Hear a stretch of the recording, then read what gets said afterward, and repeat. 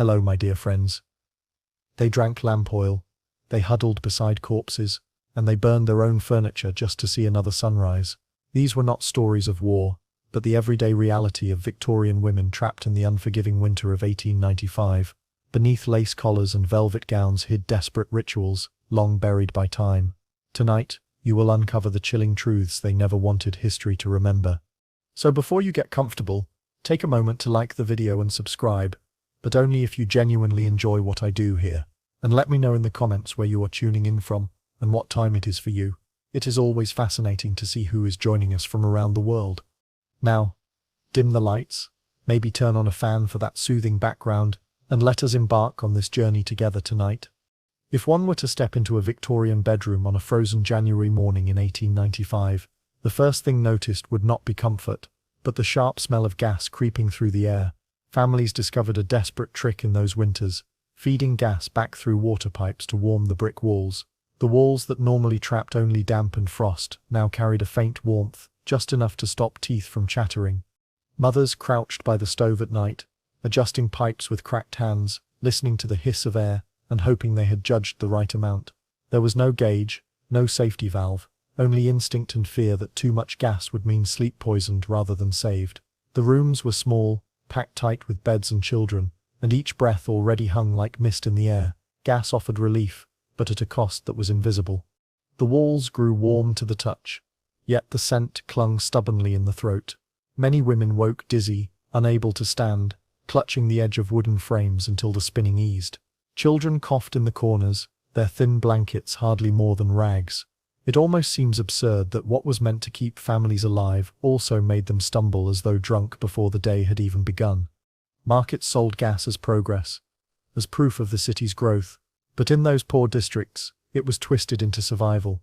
The system was never meant for heating walls, but for carrying water and flame. Yet in the biting cold, rules became suggestions, and necessity reshaped invention. Pipes rattled at night as people tried to find the balance between warmth and suffocation.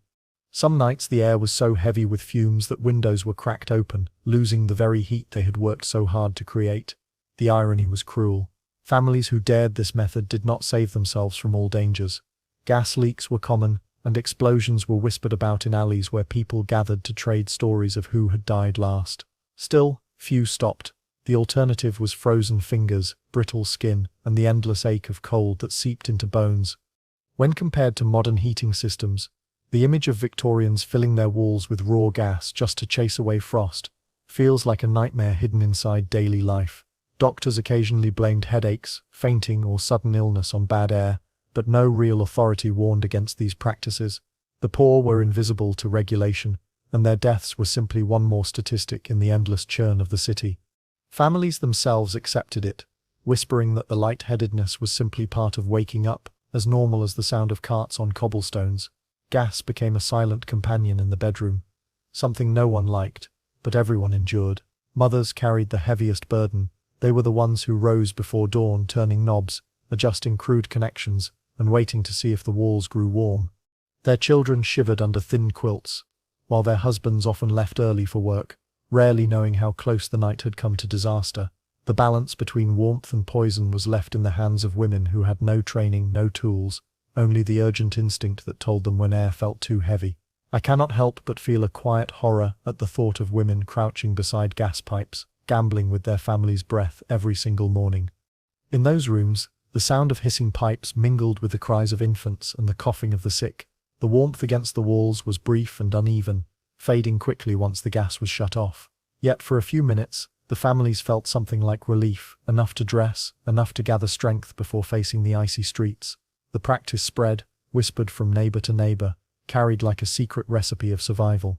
The city's poorest households all learned the same trick, and in the silence of dawn, entire rows of houses filled with the same faint odor. Some nights tragedy struck. Families did not wake, or children were found pale and still. Inquests might be held, but they rarely led to change. Poverty always demanded risk, and the risk of gas was simply one more burden carried quietly. In truth, it was survival by calculation, a chance at warmth weighed against the chance of death. The mathematics of the poor never favored safety, only the possibility of living one more day.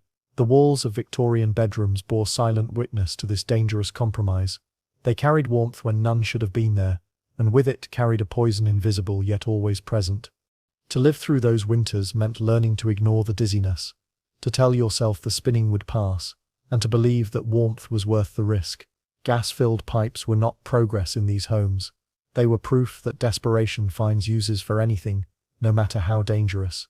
The gas-filled pipes gave families a fragile warmth, but also filled the rooms with dizziness and danger. From there, people kept searching for other ways to survive the biting nights of London. What some women stitched together from old blankets might surprise you even more. Under the weight of London's frozen winter in 1895, many women turned to their last resort for clothing, cutting apart old woolen blankets to sew into makeshift coats. The act was not born of creativity, but of necessity, and every stitch marked a compromise between warmth and mobility. Blankets were among the few household items thick enough to keep away the chill, yet they were never designed to hang from shoulders or fasten across chests. Women dragged scissors through worn fabric, their fingers already stiff from cold, then tried to shape sleeves and collars from material too heavy to bend smoothly. The resulting garments were crude, uneven, and rough to the touch, but they stood between survival and frostbite.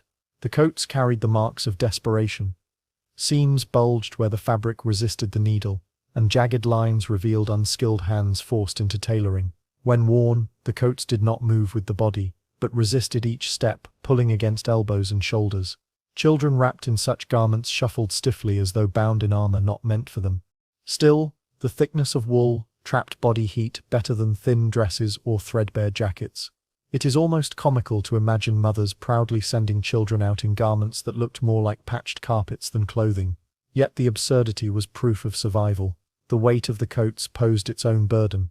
Carrying water from pumps or buckets from markets became a painful task as the stiff sleeves cut into skin and left bruises that lasted for weeks.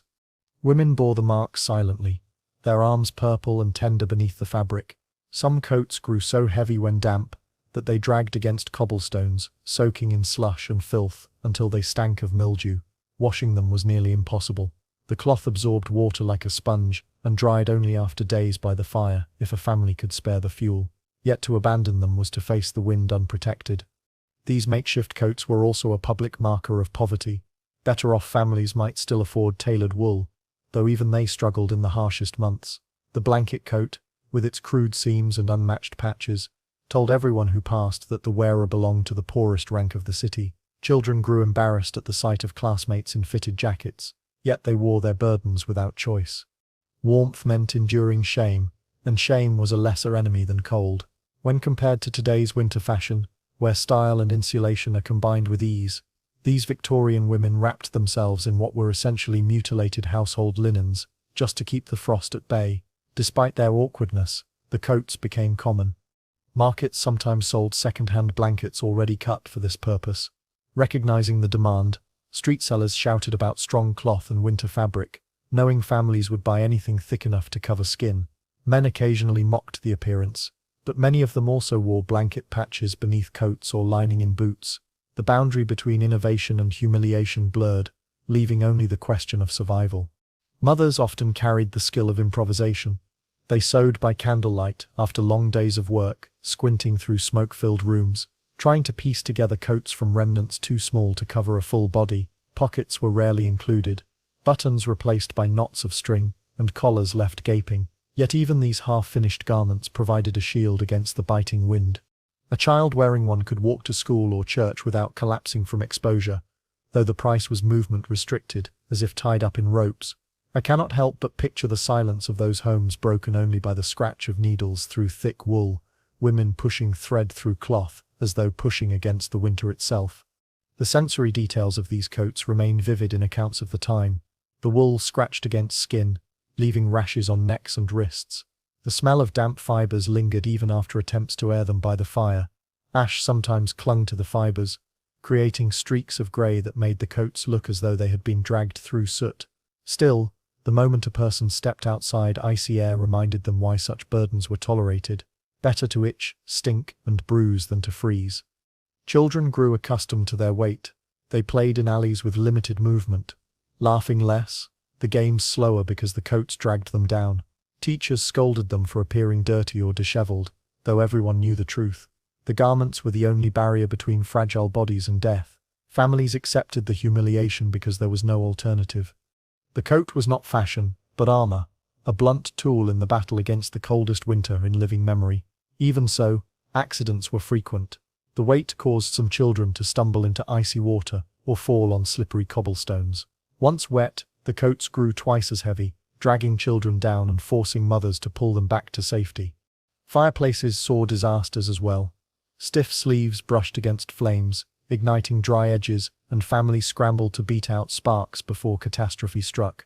Every advantage seemed paired with danger, yet they persisted. No other choice was left. Authorities did not intervene. The poor were invisible, their blanket coats merely another sign of neglect. Reformers wrote about hunger and disease, but few spared words for clothing. The reality of bruised arms and stiff limbs never appeared in parliamentary debates. These coats remained private evidence of a society where survival was measured in stitches rather than dignity. Within homes they hung from pegs still damp from yesterday's slush, waiting for another day of wear. The smell of mildew spread through rooms, mingling with cold smoke and unwashed bodies. For families, these were the normal sense of life. The coats might rot, fray, or tear, but they endured as long as needles could bind their edges. In that endurance lay both pride and despair. They were proof that even the poorest could find a way, but also proof of how far the empire had abandoned them. The blanket coat served their purpose, wrapping families in warmth, no matter how ugly, heavy, or shameful. The stitches held back frost, but also left bruises, and the damp fibers carried mildew as easily as they carried heat. From these crude garments, the people of London faced each day. They endured through weight, shame, and danger, because to step outside without them was to court death. The blanket coats kept families alive, but their weight left bruises, and their dampness spread mildew through every home. No one stopped to question if clothing should look like this when survival was all that mattered. The next attempt at warmth came from something thinner, cheaper, and printed with yesterday's news. In the frozen streets of London during the winter of 1895, one of the simplest and most widespread tricks for staying warm was not found in wool or fur, but in crumpled pages of yesterday's news. Families who could not afford proper lining for shoes or coats learned to dry damp newspapers and press them flat, then slip them between cloth and skin. The sound of paper rustling beneath layers of fabric became familiar in alleys and boarding houses.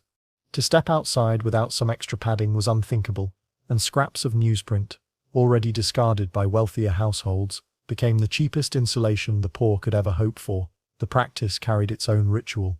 Women collected pages from market stalls or from gutters, brushing away dirt before hanging them near fireplaces or stoves to dry. Once crisp, they were folded tightly, shaped to the soles of boots or stuffed into sleeves and collars. When pressed against the body, the paper trapped a thin layer of air that slowed the biting cold. It was far from perfect, but it was better than nothing. There is something almost laughable about the idea of fashioning warmth from words meant to inform the public, as though headlines and advertisements might shield children from frostbite. The newspapers left their mark. Ink smeared onto feet, staining toes and ankles with black smudges. The constant friction of dampened paper caused blisters, while mold sometimes grew when sheets stayed wet too long. Feet cracked and bled inside boots. Yet families pressed on, convinced that without the paper they would lose circulation altogether. Even those who developed sores and infections continued the habit, because the alternative was unbearable cold. Compared to modern thermal socks and synthetic linings, stuffing shoes with brittle sheets of newsprint sounds absurd, but in 1895, it was a survival strategy disguised as an everyday routine. The usefulness of paper extended beyond footwear. Women folded newspapers into crude pads and slipped them between dresses and coats, adding bulk where cloth was too thin. Children were sent to school with layers of newsprint crackling under their uniforms, each movement giving away the secret. Teachers sometimes complained of noise in classrooms, but few punished the children. Everyone knew the paper was a barrier against winter air that cut through broken windows. For some families, the sound of rustling paper was as common as the sound of coughing in the night.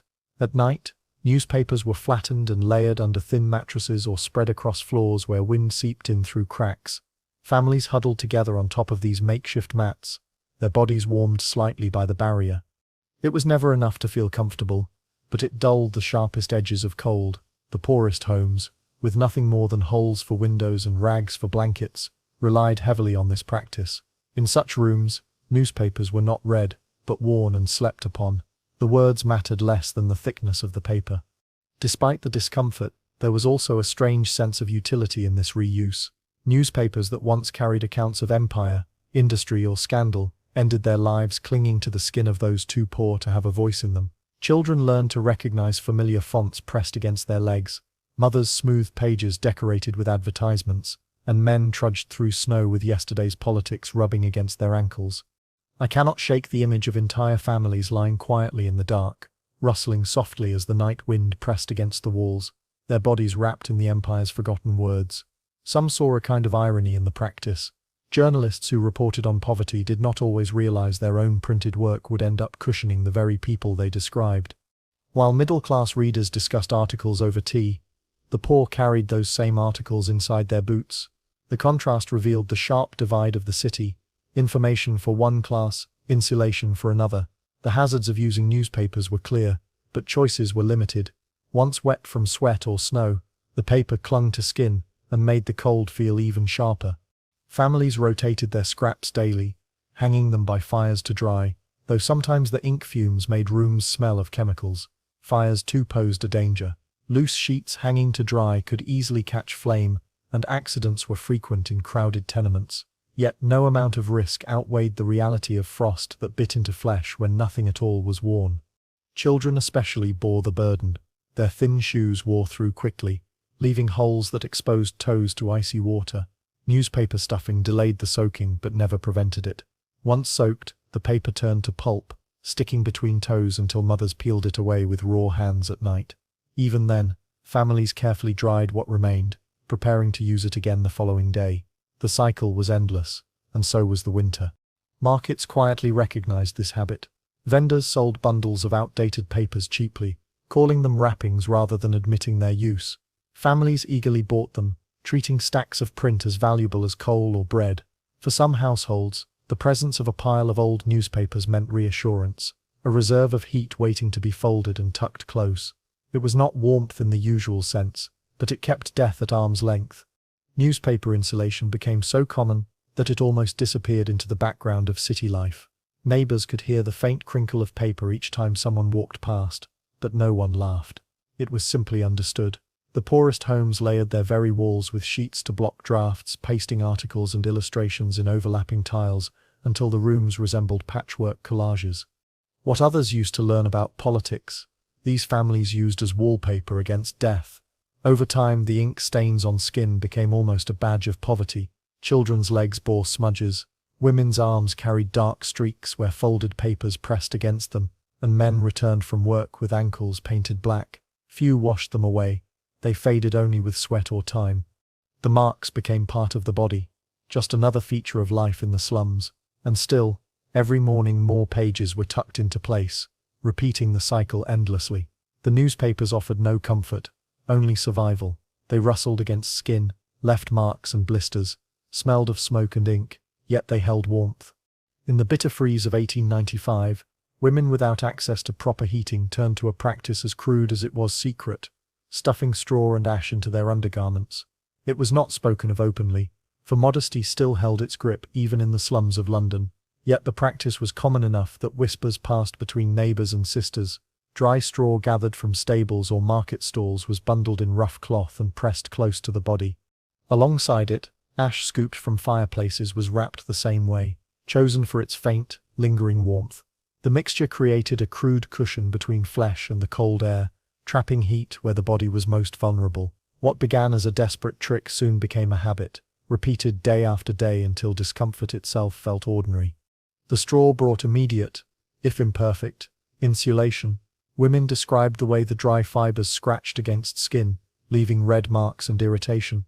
Still, they endured, telling themselves that rash was better than frostbite. The ash provided another layer of defense. When still faintly warm from the stove, it seemed almost miraculous, offering heat where none could be found.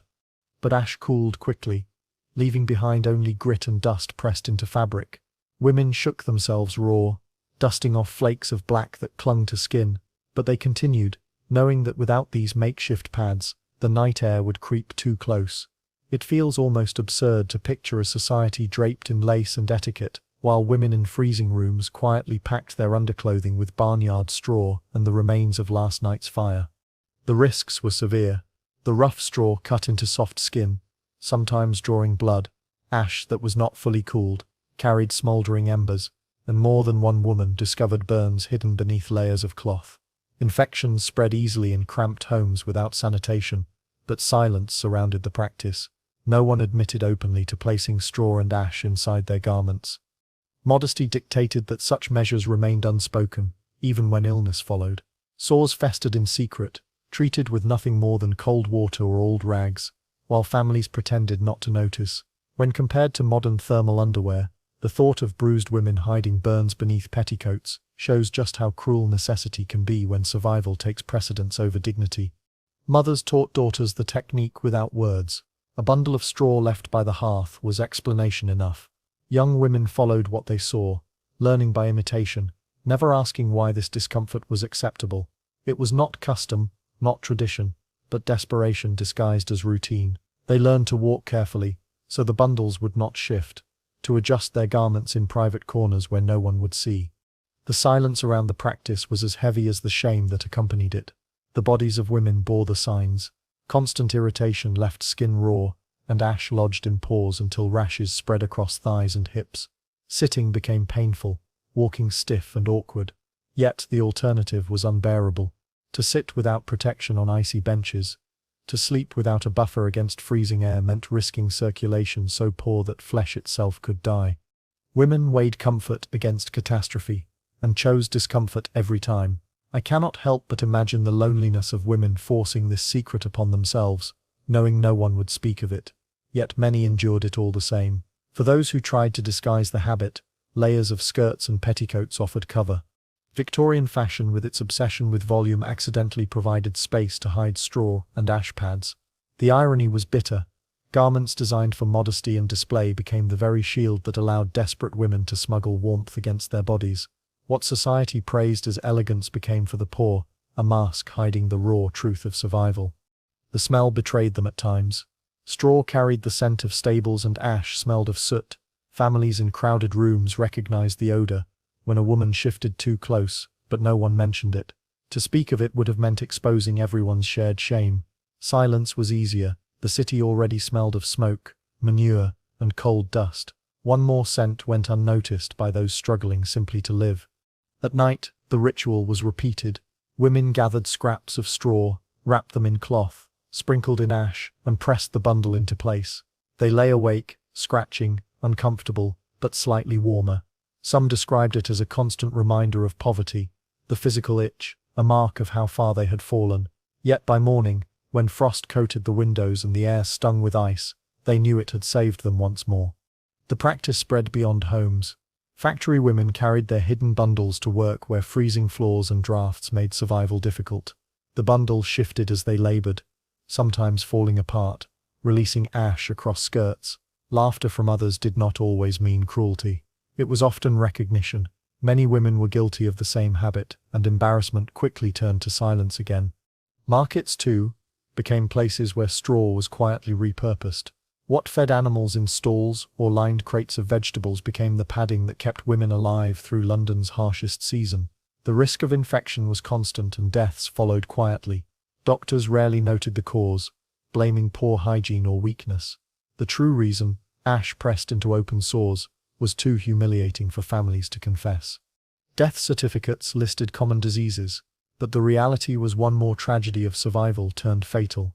These women had no voice, no authority to demand safer methods, only the instinct to keep life in their bodies by any means possible. The empire itself ignored the habit. To officials, such practices were invisible, too private to acknowledge.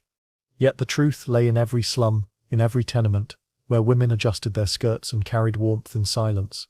This was not progress, not civilization, but desperation hidden under the weight of respectability. The empire's greatness existed on paper, while its women carried fire's ashes pressed to their skin. The bundles of straw and ash kept women alive, but they left behind sores, shame, and silence. Their discomfort was a private burden carried in the shadows of London's frozen streets. From there, survival took another step into darkness, as some found warmth in the most unlikely of places, standing at the edges of death itself. The furnaces at the back of London's hospital morgues were never built for comfort, yet in the freezing winter of 1895, they became the warmest corners the poor could find. Smoke curled upward, carrying with it the heavy stench of burning flesh, but for women with numb hands and aching joints, the heat was worth the price. They slipped quietly into the shadows behind the buildings, cradling children or tugging shawls tight around their heads, waiting for a chance to spread their fingers before the glow of death's fire. There was no ceremony, no silence of mourning. The morgue furnace was a furnace of survival, and the dead provided warmth for the living. The practice was most common among women working near hospitals.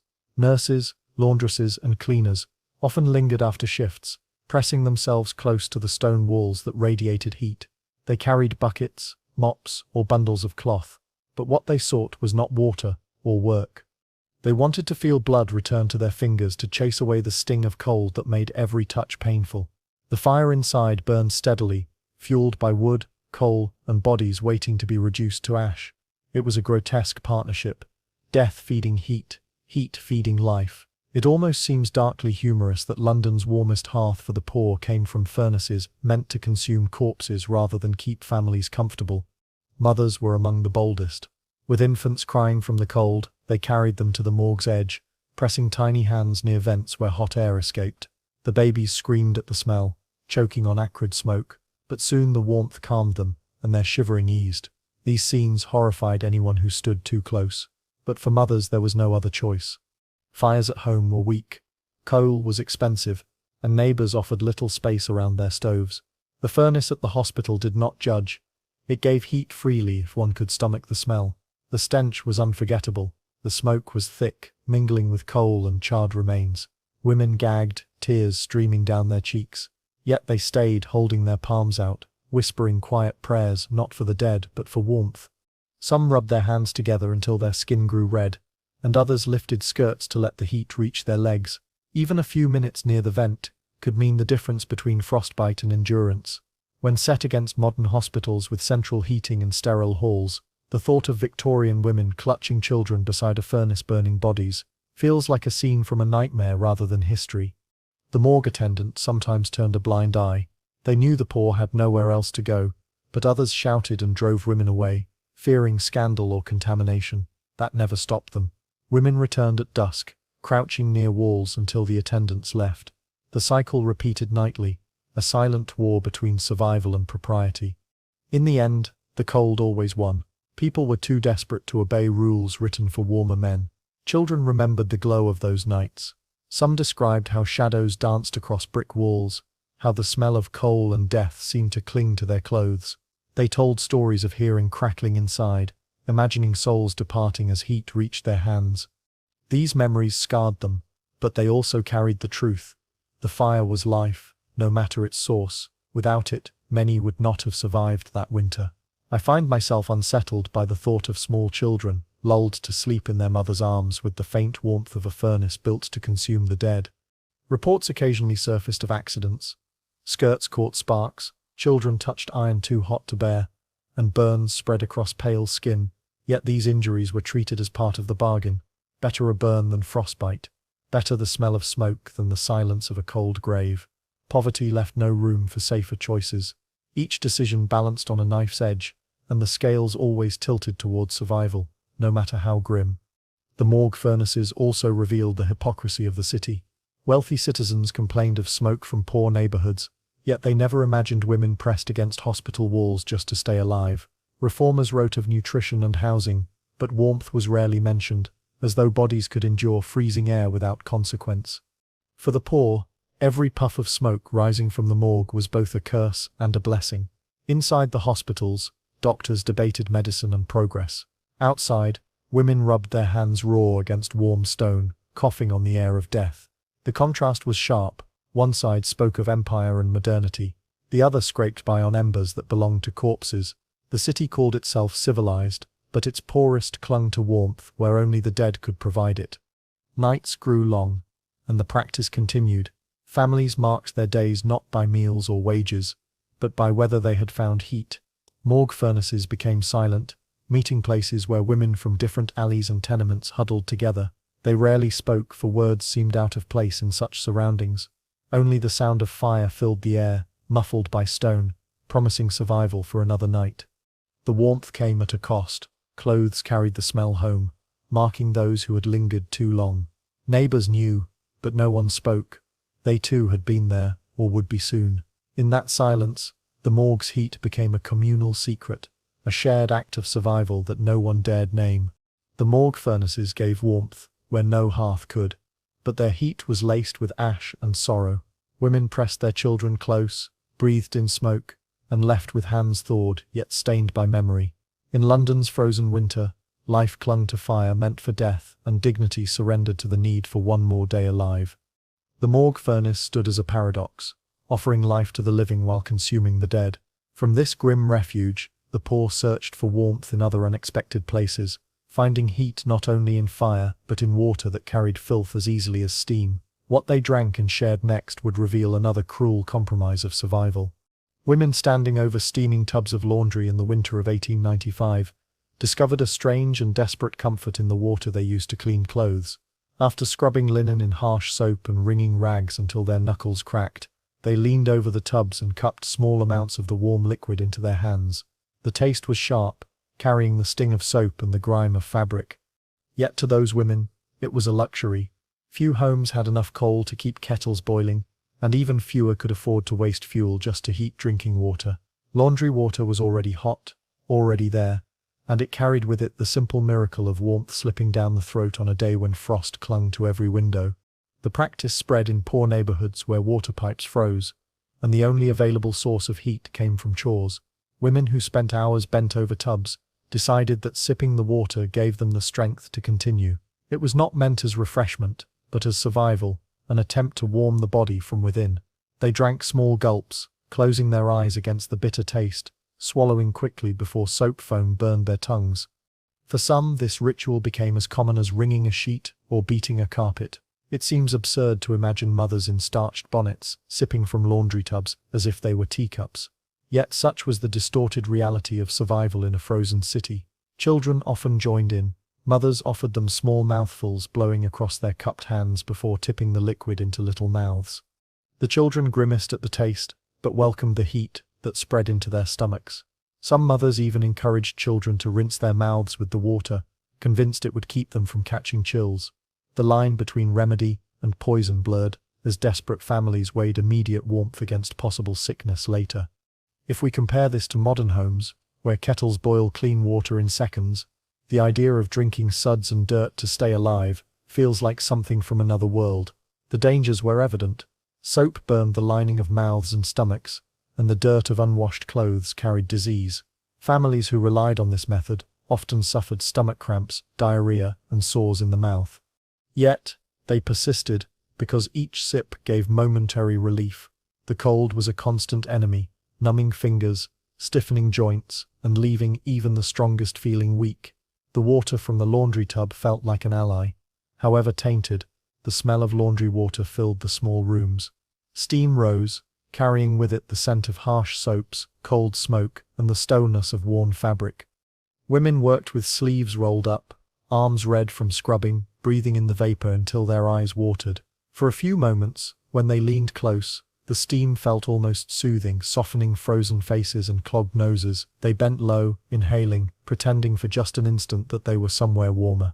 Then they dipped their hands and sipped again, returning to the reality of soiled garments and cracked skin. Neighbors spoke little of the practice. It was not something to brag about. Yet the faint scent of soap on a child's breath, or the look of relief on a weary woman's face, told its own story. Everyone in the slums knew, but no one condemned. Silence was easier, for to condemn was to admit that one might have to do the same tomorrow. Poverty bound families together, not by pride, but by shame hidden in plain sight. I can picture the dim washrooms of London filled with the sound of dripping water and muffled gulps, women pretending their sips were nothing, while clinging to the heat that burned their throats. Reports from reformers occasionally mentioned the dangers of drinking laundry water.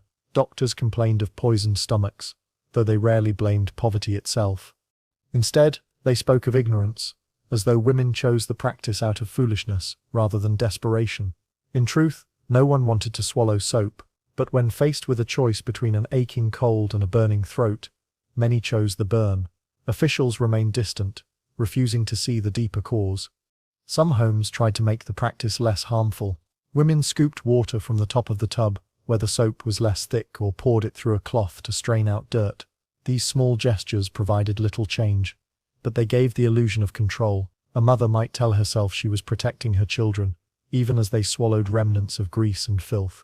Such illusions kept families moving forward day after day through the longest winter they had known. The act itself carried ritual. Women dipped, sipped, wiped their mouths on aprons, and returned to work. Children waited, hands outstretched, receiving small tastes as though given treats. The water, foul as it was, carried comfort, not only because of the heat, but because it was shared. It became a bonding of sorts, a secret habit, binding families together against the cold pressing in from every side. At night, when laundry was finished and tubs emptied, some women saved a small portion of the water, reheating it later. They sat huddled around tin pots, passing them carefully between hands. The heat filled the room with steam, and for a moment it resembled the comfort of a meal. The taste was bitter, the smell harsh, but they sipped in silence, pretending they were taking in nourishment. In that moment, imagination was as necessary as the water itself. Of course, the practice left consequences. Sickness lingered in families who relied too heavily on it. Children weakened, adults grew gaunt, and doctors prescribed remedies no one could afford. But in the cold of 1895, long-term health was always sacrificed for short-term survival. The bitter taste of soap on the tongue was a daily reminder of that compromise. Laundry water was not a drink, but it became one when London froze. It was not nourishment, but it offered strength enough to face another day. Women bent over tubs, knew this truth, and they carried it quietly, hiding their shame in the steam of their work. The foul taste of soapy water gave a brief illusion of warmth, though it left behind illness that weighed heavily on fragile bodies. From that point, survival pushed people toward even more disturbing methods, where heat came not from fire or water, but from flesh itself. What happened when women pressed the skins of animals to their frozen hands was both practical and deeply unsettling. The winters of 1895 forced people in London to invent cruel forms of survival, and among the strangest was the use of freshly skinned rabbit hides pressed against frozen flesh. Women who returned from markets or fields with stiff fingers and swollen feet learned that animal skin, still warm from life, could drive out numbness faster than any cloth. The hides were stripped of fur, scraped roughly clean, and then placed directly on hands or feet that had turned pale with cold. In those first moments, the warmth spread so quickly that some believed it might be the only thing keeping their blood moving. The relief was undeniable, yet the method carried with it sights and smells that haunted those who used it. The skin of a rabbit still carried the heat of its body, but it also carried blood. No amount of scraping could erase the metallic scent that clung to it, nor the faint stickiness that pressed against the skin of whoever held it. Women gagged as they wrapped their fingers around the hides, torn between gratitude for the heat and disgust at the source. Children cried at first, refusing the treatment, but soon grew silent, as the cold receded and warmth returned to their toes. There is something bitterly ironic in the image of families who could not afford coal using rabbit skins as heating pads, as though survival depended on cuddling death itself. The process itself was hurried and rough. Rabbits were slaughtered for food, their skins discarded in alleys or sold cheaply by butchers. Families scavenged for these scraps, clutching them with bare hands despite the mess. Women boiled the carcasses for stew while saving the skins for another purpose. The division was stark: meat for hunger, skin for warmth. In this way, nothing was wasted, yet nothing felt truly sufficient. The warmth from the hides was fleeting. Within an hour the skin cooled, growing clammy and damp. Worse, decomposition set in quickly. The smell turned sour, filling small rooms already heavy with coal smoke and damp clothing. Flies appeared even in winter, drawn to the rotting flesh. By the next day the hides had to be discarded, tossed into gutters, or buried in piles of refuse. Families who relied on them were forced to repeat the process endlessly, seeking new rabbits, new skins, new warmth. If compared to the convenience of modern heating pads or gloves, the thought of wrapping one's hands in bloody animal hides feels grotesque. Yet in Victorian London, it was considered a workable solution. The shame surrounding the practice was nearly as strong as the disgust. Women avoided discussing it openly, fearing mockery from those who had access to coal or blankets. Yet in the poorest alleys, it became a shared secret. Neighbors knew when one another carried the smell of rabbit skin on their clothes. Children teased each other in hushed tones, though many shared the same experience. Silence was the only shield, and silence held communities together in their misery. The physical relief was undeniable, but the psychological toll remained. Women described the sensation of blood rushing back to their fingers, the sharp prickling of thawed skin. It hurt almost as much as the cold itself, yet it was a pain that promised life rather than frostbite. Still, each touch of the hide reminded them of its origin. The smell lingered on hands long after washing, a constant reminder of desperation. I cannot help but picture the dim interiors of those homes, where women pressed rabbit skins to their children's limbs while trying to swallow their own nausea. For mothers, the choice was simple: endure disgust or risk losing a child's fingers to the frost. Many chose the former, wrapping children's feet in hides before bed, ignoring their protests. The warmth lasted long enough for little bodies to drift into uneasy sleep. By morning, the skins were discarded. Stiff with dried blood, their usefulness spent. This cycle of slaughter, relief, and waste became another thread in the tapestry of survival. Markets adjusted quickly. Butchers began selling hides separately, sometimes even charging extra for what had once been discarded. The poor lined up with pennies, handing over what little they had for a chance at warmth. In this way, desperation became another form of commerce. Traders shouted about the quality of skins, about how long they retained heat, as if advertising coal or bread. No one could deny the grotesque truth. Survival itself had become a business. Doctors warned of infection. The contact between raw flesh and human skin carried disease, and the rapid decay of the hides increased the danger. Reports of rashes, fevers, and festering wounds appeared, but they were rarely traced back to the practice. Families dismissed the risks because the immediate benefit outweighed the hidden cost. Better a rash than frozen limbs. Better sickness later than frostbite now. That calculation guided every decision in the slums. The method was also a stark symbol of class division. Wealthier families saw rabbits as meat or even pets, never as heating devices. They wrapped themselves in wool, sat by coal fires, and spoke of charity. Meanwhile, just streets away, women pressed carcasses to their children's feet. The gap between appearances and reality widened with every winter night. The empire spoke of progress and civility, yet in its alleys, the poor lived like scavengers, using death itself to ward off the cold. In homes where coal fires burned, the idea of rabbit skins for warmth would have seemed unthinkable. Yet in the freezing corners of the city, it was an accepted part of life.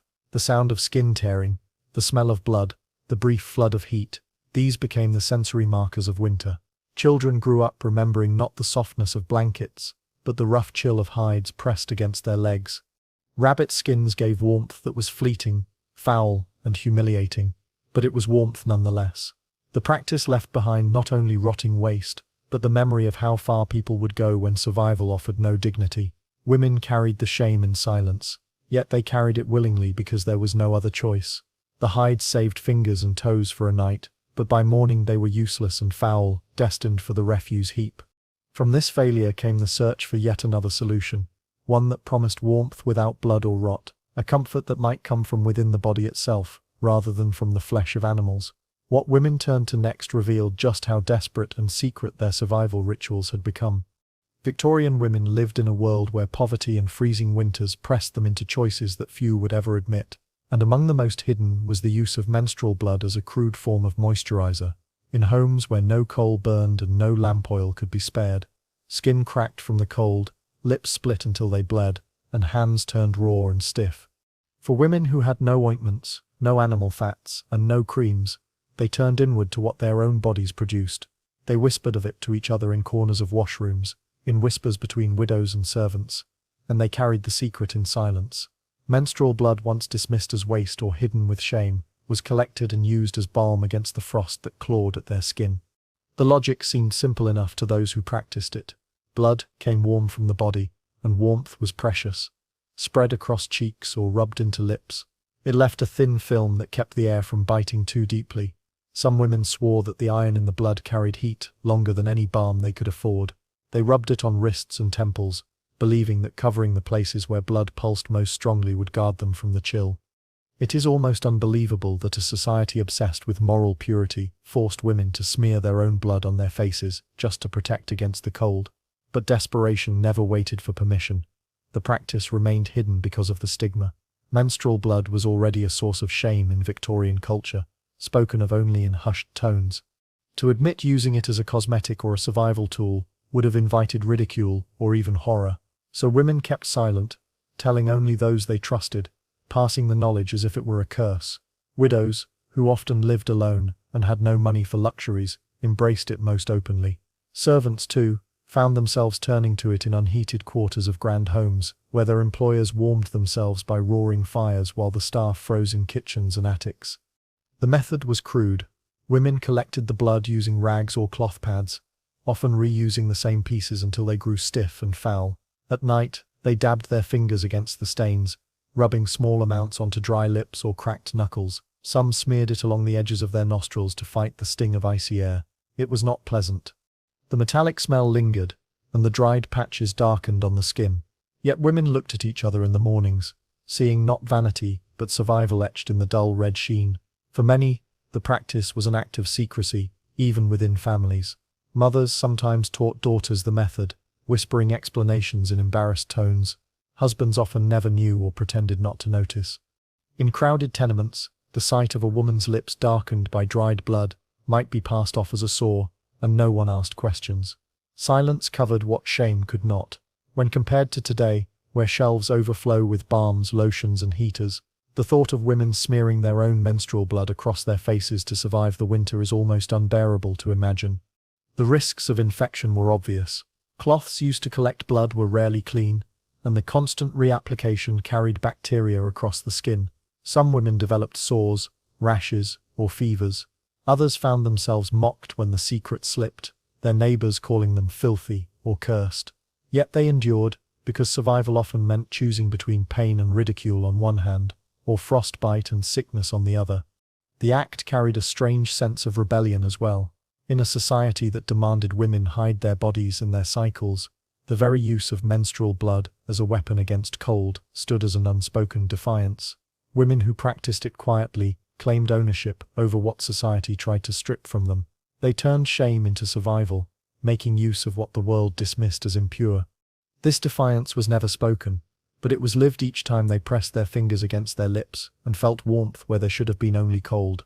I cannot help but feel a grim respect for these women, forced to twist even their most private bodily functions into tools for enduring a city that gave them nothing. Markets and reformers never mentioned this habit. Newspapers spoke of hunger, of filth, of cold, but not of women smearing blood on their faces. Respectability would not allow it to be printed.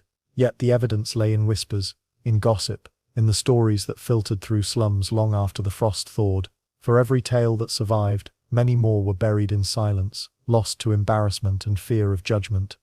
The sensory details of the practice are difficult to ignore. Women woke in the mornings with sticky lips, their skin carrying a faint copper scent. The mixture of cold smoke and blood created an odor that clung to hair and clothing. Hands stained with red betrayed the habit when they touched fabric, leaving marks on sheets and aprons. Yet in those nights of deep frost, when windows iced over and children shivered in sleep, the faint heat on a woman's skin was enough to remind her that she was still alive. The winter of 1895 carved desperation into every corner of London's poor. Men worked until their hands froze. Children walked to school in paper-lined boots, and women hid their secrets beneath layers of skirts. The use of menstrual blood as a moisturizer may seem grotesque to us now, but in that season it became one more link in the chain of survival. It was not beauty, not vanity, but endurance written on the faces of those who refused to let the cold take them. Menstrual blood gave warmth for a moment, but at the cost of shame and risk that women bore alone. From there, survival would once again shift toward the household, into methods that mixed the comfort of beds with the danger of fire. What families placed beneath their blankets to heat the night carried dangers just as real and perhaps even more immediate. Staying warm in the winter of 1895 often meant turning household objects into crude tools of survival, and one of the most common was the use of baking stones. Large stones, once used in ovens to steady heat for bread, were repurposed at night to drive away the chill of beds that felt like blocks of ice. Families placed the stones in stoves or ovens until they glowed faintly with heat, then wrapped them in layers of rough cloth or tucked them inside old sacks. These bundles were shoved beneath sheets before anyone dared climb under the covers. For a few precious hours the bed radiated warmth, enough to make sleep possible in rooms where frost covered the windows and the air burned in the lungs. The practice was not without danger. Stones heated too long burned through fabric, scorching blankets and mattresses. Children who shifted in their sleep sometimes brushed against the bundles and woke screaming, their skin blistered where it touched. The risk of fire was ever present, and neighbors told stories of families who woke to smoke and flames when a single stone split from the heat and ignited bedding. Yet these warnings were ignored. Warmth was worth the gamble, and one night of sleep could mean the difference between enduring the season or succumbing to illness. It feels grimly humorous that something designed to bake bread ended up baking the very beds of families desperate for relief from the cold. The stones themselves were heavy, often carried home from bakeries or scavenged from yards where ovens once stood. Women balanced them in baskets or tucked them into shawls, lugging them through icy streets with numb hands. Once inside, they had to time the heating carefully. Too short, and the stone gave no comfort. Too long, and it threatened to become an instrument of injury. Mothers became experts in judging the right moment, listening to the crackle of cloth, or pressing their palms quickly against the sack before sliding it into bed. For many families, only one stone could be spared. It was passed from bed to bed, each member of the household clinging to its warmth for as long as possible. A child might be given the stone first, holding it close until sleep arrived before parents carried it silently to another bed. In this way, the stone became a silent guest in the household, shared between brothers, sisters, parents, and even neighbors. When set against the ease of modern electric blankets or heaters, the image of families swapping a single hot rock between them is almost impossible to comprehend. The sensation of lying down on a bed warmed by stone was unforgettable. Sheets that had felt stiff and frozen softened with steam, the air filled with the earthy scent of heated rock. For a short time, it felt as though life had returned to the room, as though the cold had been pushed back beyond the walls. Children sighed with relief. Parents closed their eyes, and silence settled over households that had spent the day shivering. These moments, though fragile, gave families enough strength to rise again the next morning. But the stones cooled quickly. Within an hour or two they lost their heat, leaving only dampness behind.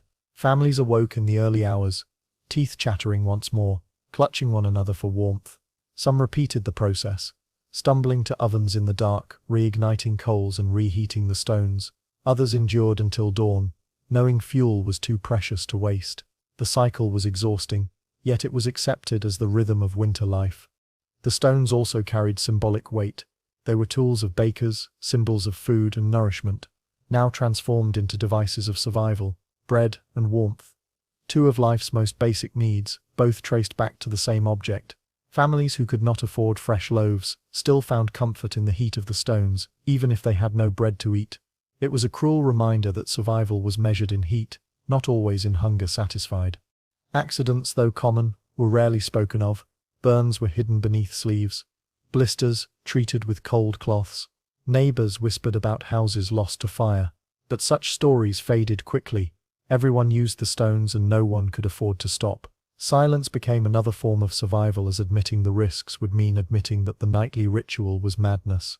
Instead, it was treated as ordinary, another task like fetching water or sweeping floors. The smell of heated fabric filled the rooms, mingling with smoke and mildew. Children buried their noses in blankets, inhaling warmth that would vanish too soon. Women folded their hands in prayer beside the beds, asking only for one full night without waking in pain or terror. In the dim glow of candles, the stones glistened faintly through thin cloth, a dull reminder of how fragile safety could be. I find it haunting to imagine mothers lowering heavy stones into their children's beds, knowing one slip might burn them, yet still whispering relief when the first waves of heat rose through the sheets. Markets played a role as well.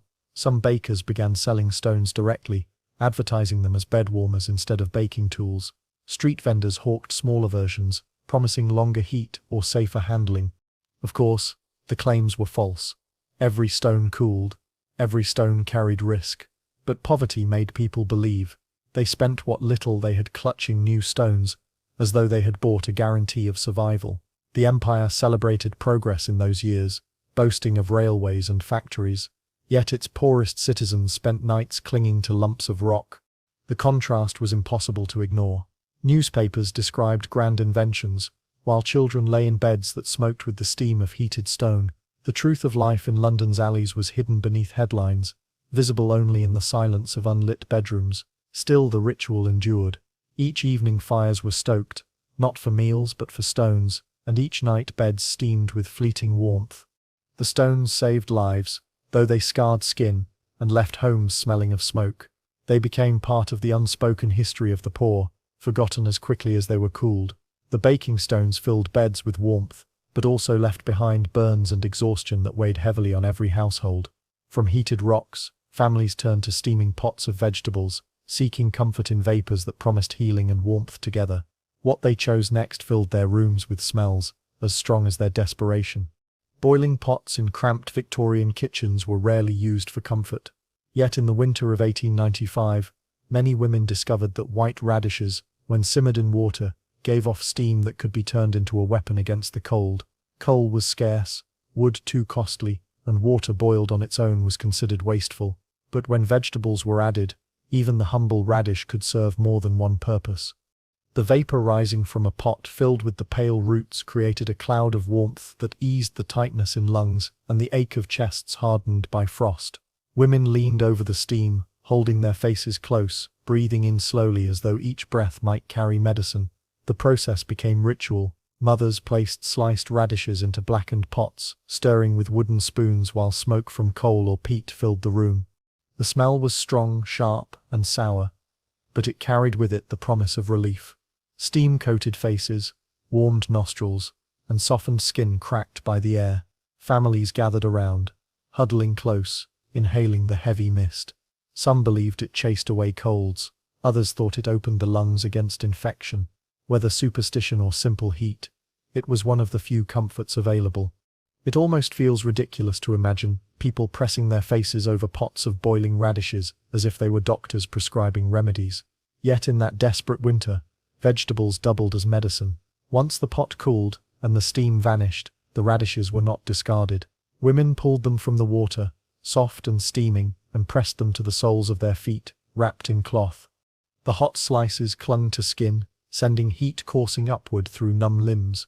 Children whimpered at first, startled by the sudden burn, but soon sighed with relief as warmth spread through their bodies. For a few brief hours, the radishes acted like stones from an oven, but softer, gentler, and less likely to scorch. The practice was born of necessity, but carried consequences. The odor of boiled radish was pungent, lingering in clothes and walls for days. Tenements already filled with coal dust and damp cloth now reeked of sour vegetables. Appetite withered in rooms that smelled like spoiled gardens. Families lost their desire to eat the very food they relied upon. Yet they continued, preferring the stink of radishes to the silence of shivering. If we compare this to today, where vaporizers and heaters can fill a room with clean warmth, the thought of children sleeping beside bowls of limped vegetables is both alien and unsettling. Women shared the technique in whispers, passing it along as advice when neighbors complained of coughs or fevers. It was part remedy, part survival trick. They explained how to time the boiling, how to trap the steam by covering heads with shawls, and how to press the softened radishes against the skin. The method spread quickly through alleys and workhouses, becoming a common sight in the worst weeks of frost. It was not luxury, it was not pleasant, but it worked well enough to be repeated. The act itself carried a strange intimacy. Families crouched together around steaming pots, their breath mingling with the vapor, their faces slick with condensation.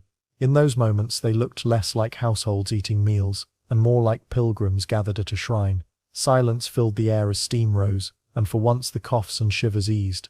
Then, when the vapor disappeared, they pressed the remains to their feet and lay down to sleep, surrounded by the smell of their own crude medicine. Children remembered the discomfort. They gagged at the smell, laughed nervously at the sight of steaming radish slices, and cried when the heat burned too quickly. But those same children grew quiet when warmth replaced the ache of cold. They associated survival not with blankets or fires, but with vegetables boiled until they collapsed into mush. Mothers, too, accepted the trade. Their children's complaints were easier to bear than the sound of teeth chattering all night. I cannot help but picture those nights where women crouched over pots, their eyes stinging from steam, convincing themselves that the stink of radishes was worth the small comfort it offered. The method had roots in folk belief as well. Generations earlier, radishes had been linked with healing, thought to purge illness or drive out fevers. In the winter of 1895, these beliefs fused with practicality. Steam was heat, and heat was survival.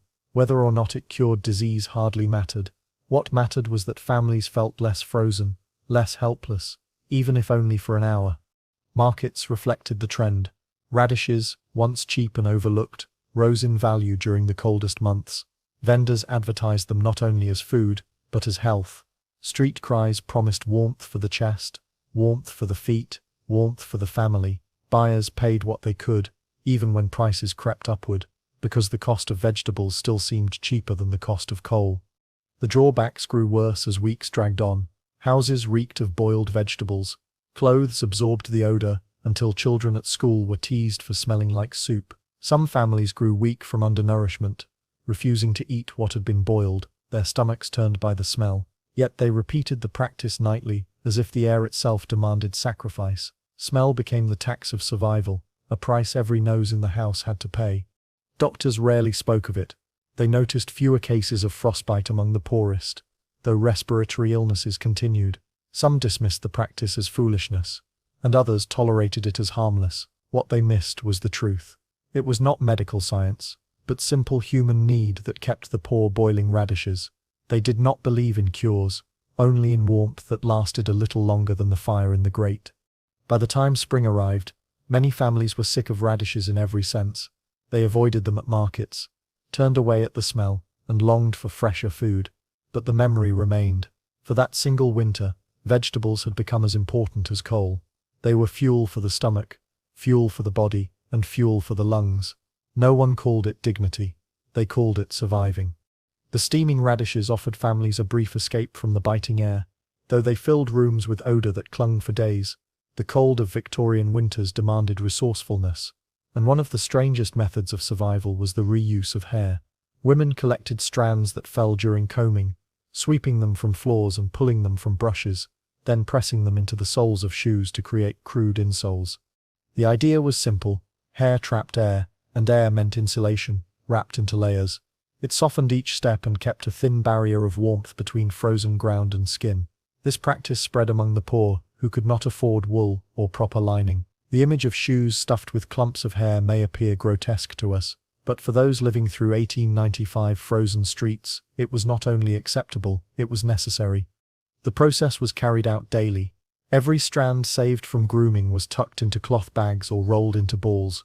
Women stitched the hair into thin mats, cutting them to fit shoe shapes. Some pressed the hair directly into the soles, packing it until it formed a thick cushion. The fibers compacted beneath the weight, but still gave protection. This transformed what would otherwise be waste into something that could mean the difference between walking in agony or walking in tolerable discomfort. There is something both absurd and tragic about mothers combing their daughters' hair, not for beauty, but for the scraps needed to line a pair of shoes. Hair offered another grim source.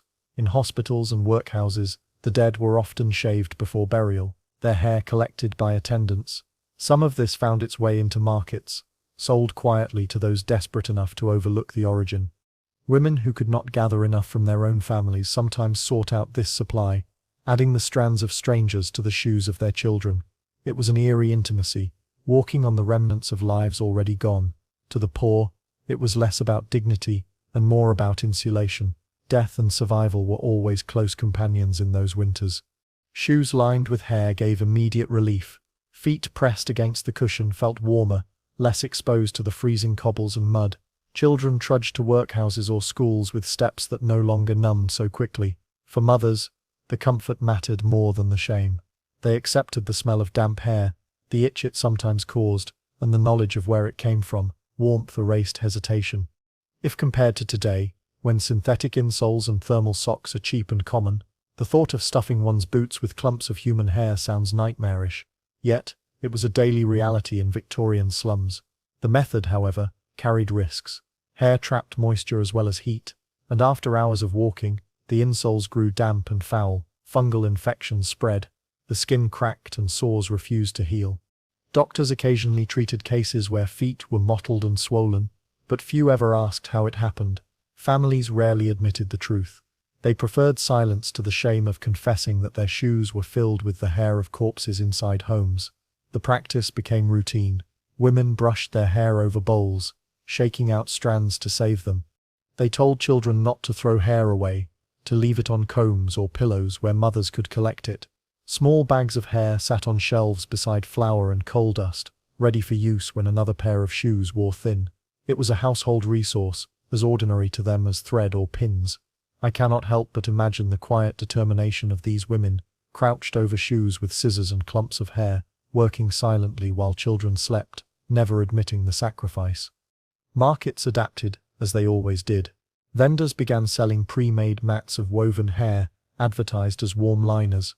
Buyers knew what they were, but poverty silenced disgust. Few asked whether the strands came from the living or the dead. Hair was hair, and warmth was warmth. The origin mattered less than the outcome.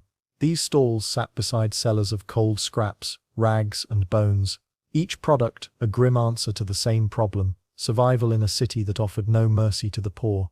The symbolism of walking on hair should not be overlooked. In a society obsessed with appearance, where hair was a marker of beauty and femininity, the poor tore away that image and turned it into padding for their worn-out boots.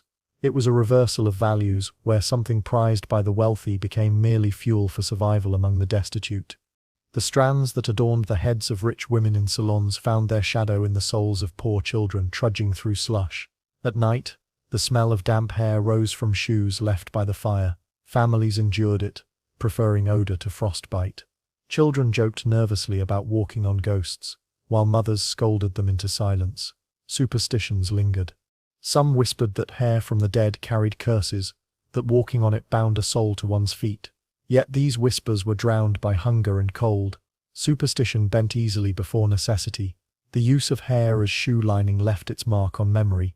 Survivors of those winters remembered not only the cold, but the feeling of stepping on soft, squelching mats of hair inside shoes. They remembered the itch between toes, the dampness after long walks, and the strange comfort of knowing they were insulated, however poorly. It was an act both humiliating and ingenious, another reminder of how poverty stripped away boundaries between what was acceptable and what was grotesque. This improvisation saved feet, but it did not save pride. Women carried the knowledge in silence, whispering only to those they trusted. Yet the practice spread because it worked, and because no one could afford to ignore any possible shield against the cold. In the end, hair became one more tool in the arsenal of survival, no different than stones, rags, or boiling vegetables. Hair stuffed into shoes gave warmth, but also left behind shame and infection. As families looked for stronger methods, they turned again to the filth around them, finding insulation not in cloth or flesh, but in the steaming waste of animals. What they resorted to next revealed the cruelest irony of survival, that heat could be found in the very refuse that society tried hardest to ignore. Among the most desperate measures taken by poor women in the freezing winter of 1895 was the practice of burying their own feet in piles of animal dung, in farms on the outskirts of London, and in cramped stables within the city. Livestock waste was collected in steaming heaps. To most people, the smell was unbearable, a stench that clung to clothes and skin. But for women who faced the creeping blackness of frostbite, that steaming pile represented not filth but life. They dug shallow holes in the waste, slid their frozen feet deep into the warmth, and sat still while blood slowly returned to their toes. To outsiders, it may sound grotesque, but to those women, it was a final defense against losing a part of themselves forever. The logic was cruel, but undeniable. Animal dung, fresh from cattle or horses, radiated heat as it decomposed. That warmth, combined with the insulation of the pile itself, was enough to thaw feet that had grown stiff and pale. Women pressed their legs in until the ache of cold shifted into the sting of returning circulation. The relief was immediate, though it came at the cost of odor and contamination. For those who dared, the steaming dung became a crude substitute for coal or blankets, a natural furnace provided by animals that were often better cared for than the humans who lived beside them. It almost borders on dark comedy to think of respectable Victorian women raised in a society obsessed with cleanliness and modesty, squatting in stables with their feet buried in manure just to stay alive. This was not a public practice. Women waited until night, when farm hands had left, or sought corners of stables where shadows concealed them. Some brought their children pressing little feet into the muck with shaking hands, whispering prayers that the warmth would save them from amputation. Silence was the rule, no one spoke of it outside the walls of the stable. To admit it would invite shame too heavy to bear. Yet, within the poorest alleys, the secret spread. Mothers passed it on to neighbors as grim advice. If the cold takes your child's toes, go to the stables, dig a hole, and use what heat you can find. The sensation was unforgettable. Women described the sharp burn of warmth seeping into numb flesh, a pain that felt like fire against ice. The smell was overwhelming, filling nostrils and coating throats until gagging seemed inevitable. Yet they endured, their eyes watering, their teeth clenched, because the alternative was worse. Frostbite did not forgive hesitation. A few moments of disgust seemed a small price to keep one's feet attached. When compared with modern treatments, warm baths or heated rooms, the thought of thrusting one's bare feet into animal dung feels like the collapse of all dignity. But in 1895, dignity was already stripped away by hunger and frost. The risks were great. Dung carried bacteria and parasites. Cuts on the feet became infected, leading to swelling, sores, and fever. Some women who survived frostbite later lost their lives to an infection that began in those stables. Yet they calculated the risk differently. Better to live a few more weeks with pain than to die or face amputation in a charity hospital. In this calculation, filth became medicine, and survival was bought with the currency of contamination. Children grew used to the practice in ways that alarm us now. Some saw it as a game, laughing nervously as their mothers pushed their feet into steaming piles. They wrinkled their noses, covered their faces, but sat quietly as warmth replaced numbness. Others cried at the stench, refusing at first until mothers forced them into silence. These memories clung for a lifetime. Stories passed quietly to grandchildren, who could scarcely believe them. In homes, the evidence remained. Shoes and skirts carried the smell of dung, trailing it into kitchens and workrooms. Families tolerated it, because the alternative was blackened flesh and lost limbs.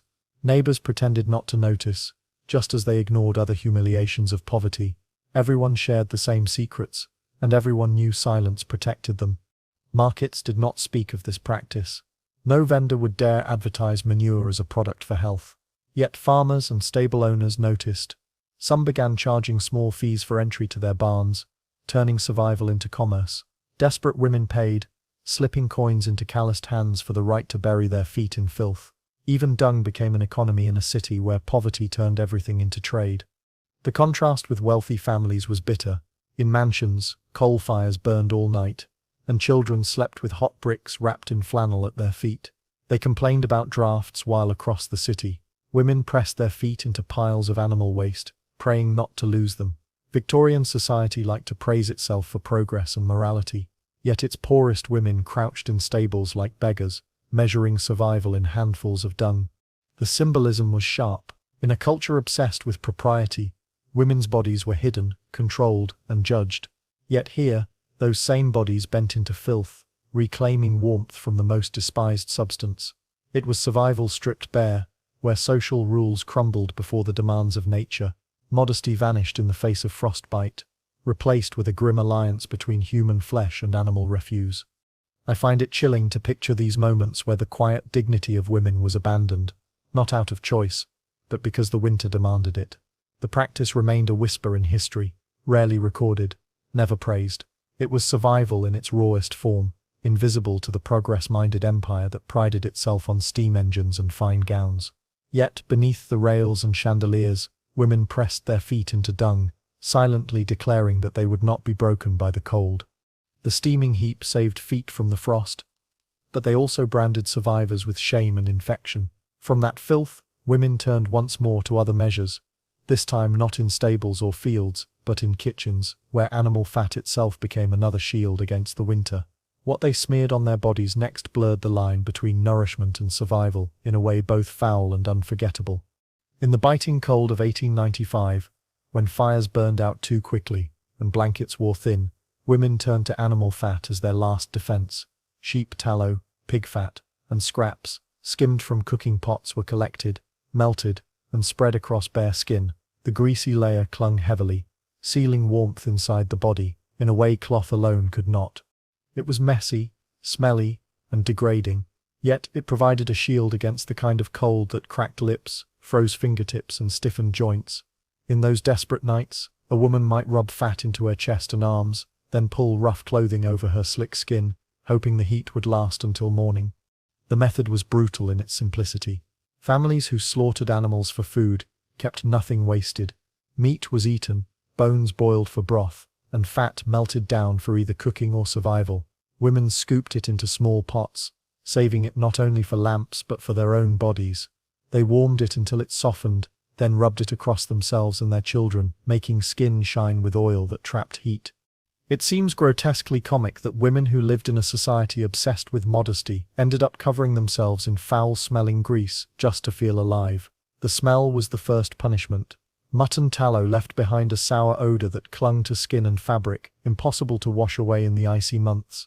Pig fat grew rancid quickly, turning sharp and rotten. Women walked through markets trailing scents that betrayed their poverty. Neighbors wrinkled noses, yet few dared mock because they too might be smeared with the same oil when the frost worsened. It became a shared disgrace, the odor of survival that drifted through alleys like a second skin for the poor. The texture was no less offensive. Clothing stuck to oiled skin, rubbing and chafing, until sores formed beneath sleeves and collars. At night, sheets became stained with dark patches, smelling of rot. Beds turned sticky, unpleasant to touch, yet still warmer than they would have been otherwise. Children complained, but mothers silenced them with sharp words or soft reassurances. The grease would keep them alive.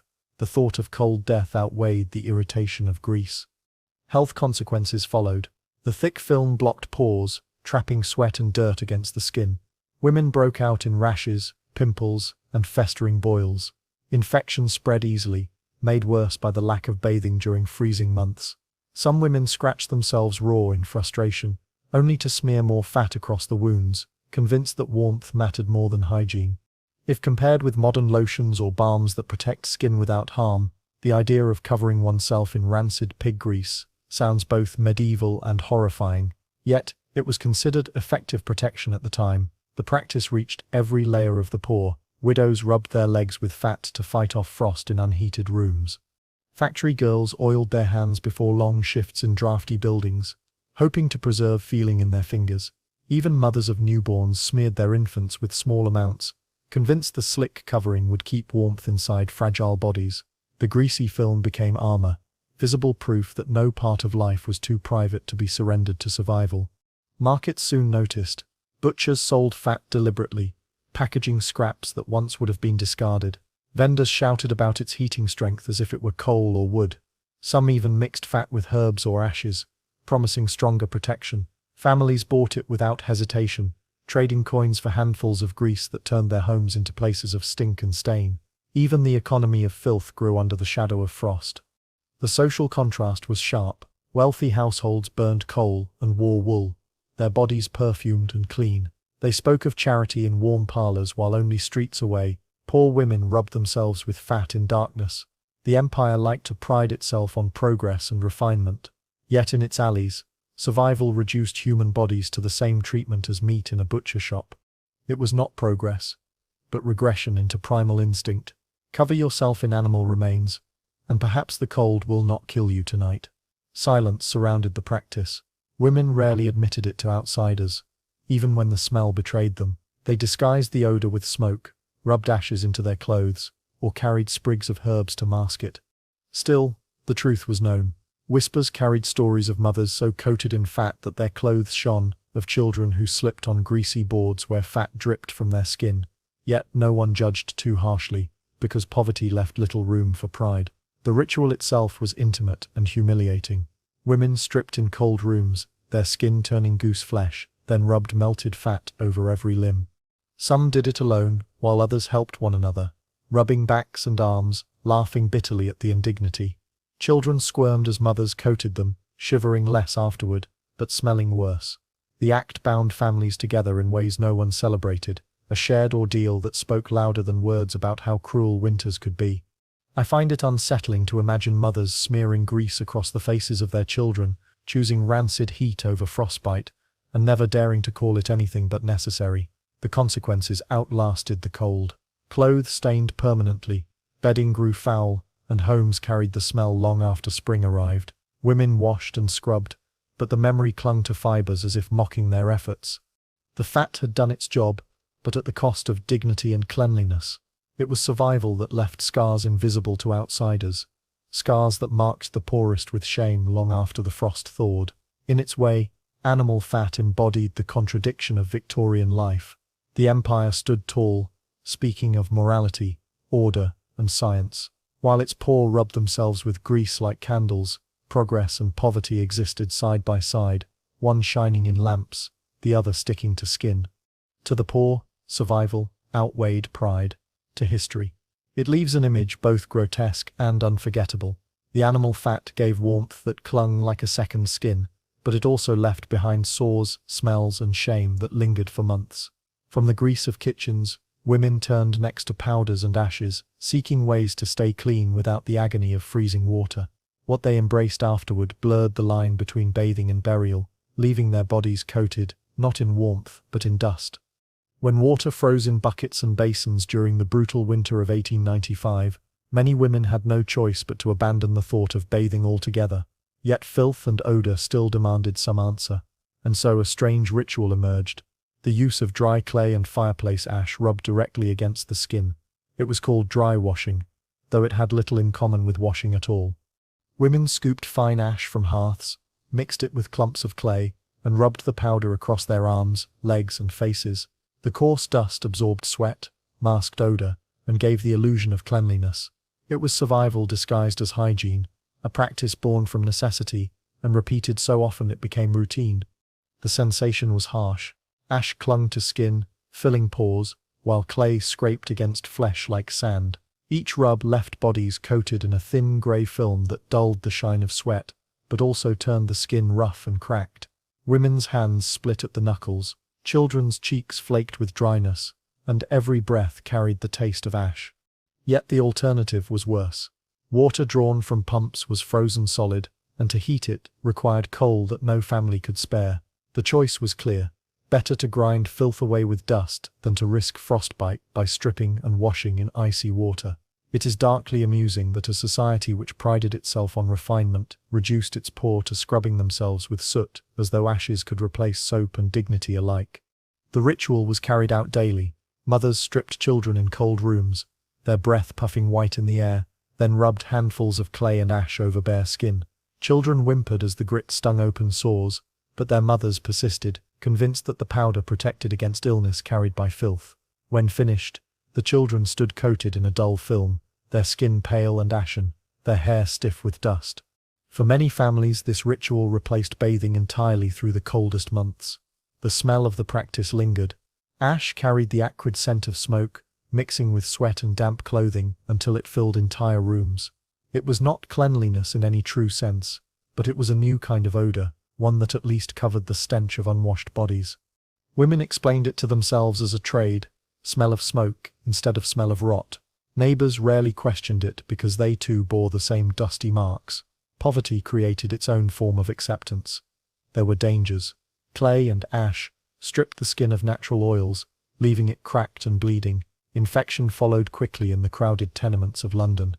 Children scratched themselves raw, while women developed sores across their arms and legs. Doctors noted the strange grey tint on poor patients' skin, yet few asked questions. Ulness was already common. One more rash hardly stood out among the endless suffering of the winter, when compared with modern hygiene, where hot water and soap are taken for granted. The thought of rubbing oneself with fireplace ash to feel clean seems shocking, yet for Victorians, it was the only choice available. Despite the pain, the practice carried a strange sense of ritual. Families approached it like prayer, carried out at the same time each morning. Mothers gathered ash from the hearth, mixed it with clay in bowls, and lined up children for scrubbing. The act was humiliating yet strangely communal, a moment of unity in households torn by cold and hunger.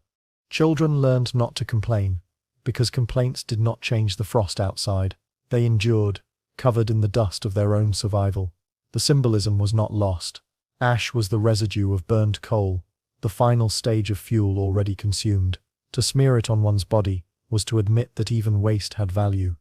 In the Empire's grand halls, ash was discarded without thought, while in the alleys of London it was pressed into children's skin as a substitute for soap. It was survival written in dirt, proof that nothing could be wasted when poverty ruled every corner of life. Some women even extended the practice into a kind of fashion. They brushed ash into hair to soak up grease, leaving it stiff and dull. They rubbed clay on faces to cover shine, creating a crude mask that looked like powder from a distance. From afar, it gave the illusion of care, though up close it revealed only cracks and sores. The line between survival and pretense blurred with every layer of dust. I cannot help but picture the faces of women, pale with ash, eyes hollow from hunger, presenting themselves in markets as though they were groomed, when in truth they were covered in the residue of their own hearths. The effects of the ritual stayed long after the season ended. Skin remained grey, hair brittle, and nails chipped from constant abrasion. Even when water thawed and real washing became possible again, the memory clung. Children remembered the sting of ash on tender skin, the smell of smoke that filled their lungs, and the feeling of standing naked in icy rooms while mothers scrubbed them with dirt. It was a memory of survival, not of hygiene. The contradiction was striking. The same empire that celebrated order and cleanliness allowed its poor to live coated in filth, disguised as cleanliness. The official morality of the Victorians demanded purity, yet their streets hid bodies grey with soot and ash. It was another reminder that survival often carried the appearance of life without its substance. Cleanliness was an illusion bought with pain and dust. The practice of dry washing saved families from the agony of frozen baths, but it left their bodies scarred and their pride diminished.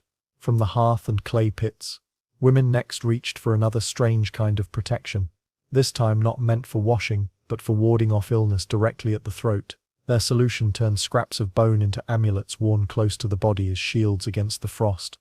In the bleak winter of 1895, when sickness travelled as quickly as the cold itself, some women clung to remedies that seemed more like superstition than survival. Among the poorest in London, one of the strangest practices was the wearing of necklaces fashioned from the bones of rats. Folk belief held that such charms could keep the throat warm and ward off pain, as if the small skeletons of vermin carried hidden powers against coughs and fevers.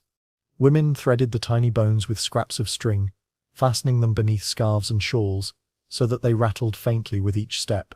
The sound was both eerie and humiliating, a public reminder of desperation disguised as tradition. The origin of the practice lay deep in folk medicine, where bones and amulets were thought to carry protective force. Rats were common in every alley and cellar, scavenging alongside the poor, and their bones were easy to find once the animals had been trapped or killed. Women who could not afford wool or coal turned to this resource, convinced that wearing the remains close to the body would generate heat or keep illness at bay. The logic was less about science and more about faith. But in an age where doctors charged fees far beyond a worker's reach, faith was all the poor could afford. It feels bitterly ironic that in a city which prided itself on progress, women walked the streets jingling with rat bones as if they were jewels of survival. The necklaces themselves were crude. Bones were collected from kitchens, gutters, or traps, cleaned only by rinsing in cold water and strung together with whatever thread could be spared.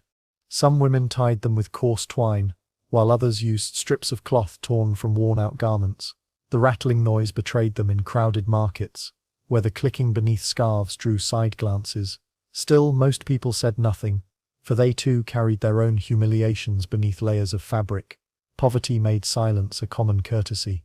Some took the practice further, sewing scraps of rat fur around the bones to increase warmth. These necklaces smelled foul even beneath shawls, but women endured the odor, convinced the fur trapped heat around their throats. The fur also scratched against the skin, leaving red marks. Yet, it was tolerated as part of the ritual. Mothers placed such charms on children, adjusting them carefully, whispering that it would keep their throats safe. To the young, the necklace felt like a burden, but to their mothers, it was protection. However grotesque, the symbolism was sharp. In wealthy homes, necklaces were made of pearls or gold, worn as signs of refinement. In the slums, necklaces of bones served the same role, but as proof of endurance rather than luxury. Rat bones became the poor woman's jewels, clattering beneath shawls while she walked to markets or to labor. The contrast between glittering parlors and grim alleys could not have been starker. If compared to today, when scarves and medicines are easy to obtain, the thought of wearing vermin bones to guard against sore throats is almost unthinkable. Yet, it was accepted as practical magic in Victorian London. The practice carried dangers beyond mere shame. Rats carried disease, and their remains were far from clean. Some women developed infections where bones scraped the skin or rashes from the dirty fur. Doctors might have laughed at the idea of necklaces as medicine, but the truth was that these charms sometimes made their wearers sicker. Still, the poor preferred the risk of rash to the certainty of cold. They embraced the illusion of protection because illusions cost less than remedies.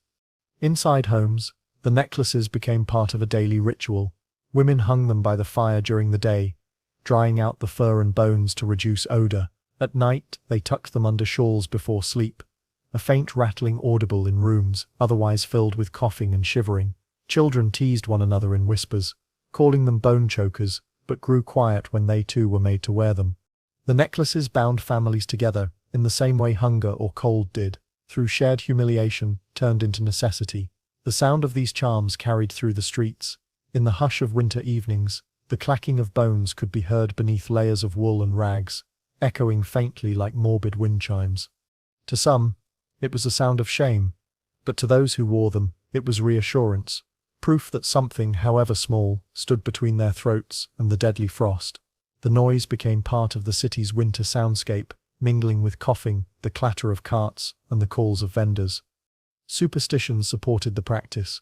Folk healers swore that rats, being survivors of every plague and fire, carried resilience in their very bones.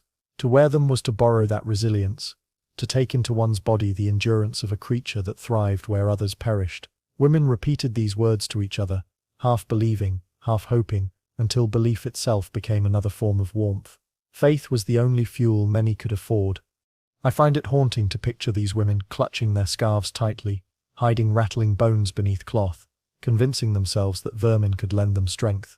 The smell, the noise, the discomfort, all of it combined into an experience few would admit openly, but it left its trace on history, carried in the whispers of children who remembered mothers fastening rattling charms around their necks.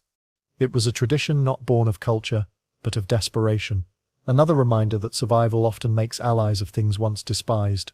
The necklaces of rat bones gave a strange kind of comfort, though they marked wearers with odor, shame, and risk of infection.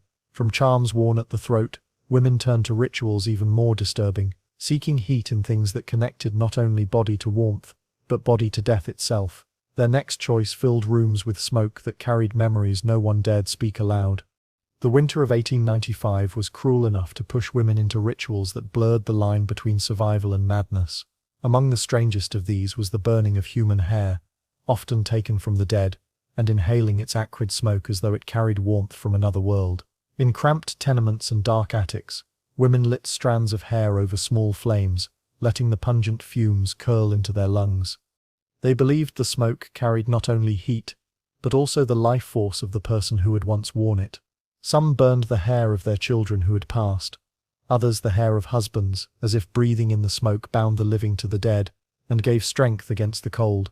It was a practice kept in silence, known only to the poorest and most desperate, yet whispered about with both horror and pity. The process was simple, but unsettling. Locks of hair were cut and kept after death, wrapped in cloth, or hidden in jars. When the frost grew unbearable, women placed the strands over candles or in the hearth, letting them smolder slowly. The smoke filled the air with a bitter stench, sharp enough to sting eyes and throats. They bent close, inhaling deeply, ignoring the dizziness that followed. For a few moments, warmth spread inside their chests, not from heat, but from belief. The smoke became a bitter medicine, one that carried both memory and desperation. It is grimly ironic that a society obsessed with mourning rituals ended up with women literally breathing in the ashes of their loved ones to survive a freezing night. The sensation of hair smoke was unique. It carried a sickly sweetness mixed with the acrid bite of burning keratin, clinging to the throat and nose long after the fire died. Women gagged, their stomachs turning, yet pressed closer. Some fainted from inhalation, collapsing in small rooms heavy with fumes. Still, they returned to the practice, convinced that dizziness was the price of life.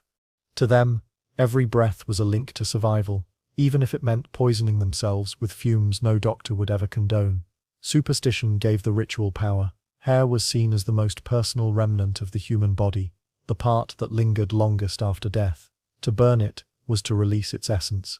To inhale it was to take that essence into oneself.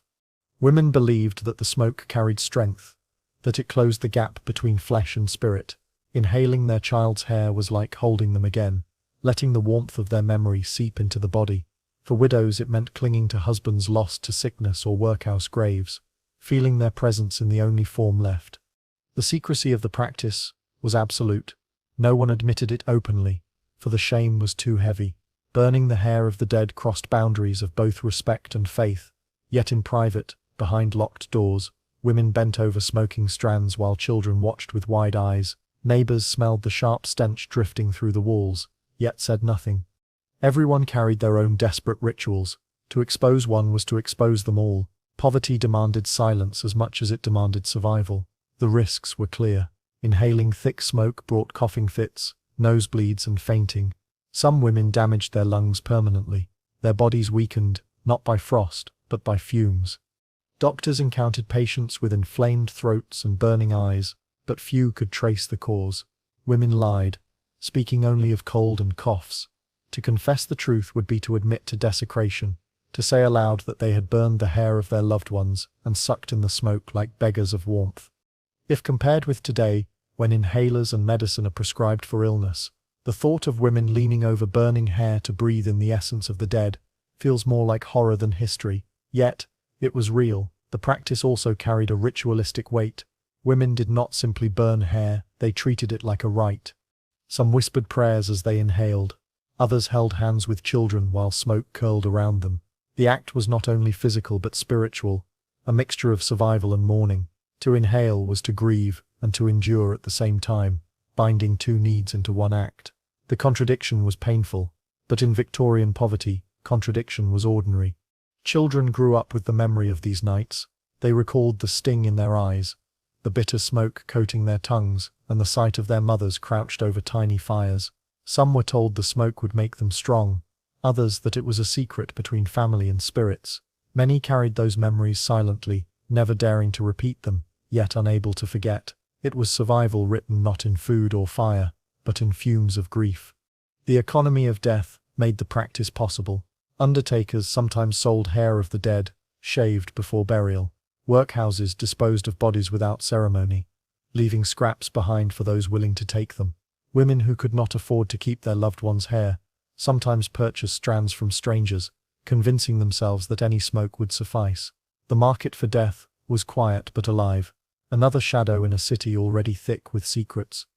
The act left marks on the living as well as the dead. Hair smoke clung to walls, clothes and bedding, turning rooms sour. Visitors wrinkled their noses, though they rarely asked questions. Those who carried the smell on their clothes endured ridicule in markets, whispered about as smoke breathers. Yet ridicule meant little compared to survival. Better to smell of death than to freeze in silence. The ritual reveals the extremes of human need. It was not rational, not safe, not even effective, but it was something, and in the context of that brutal winter, something was enough. When warmth vanished, and frost claimed the city, women turned not to science, but to symbols, clinging to the idea that the dead could give life back to the living.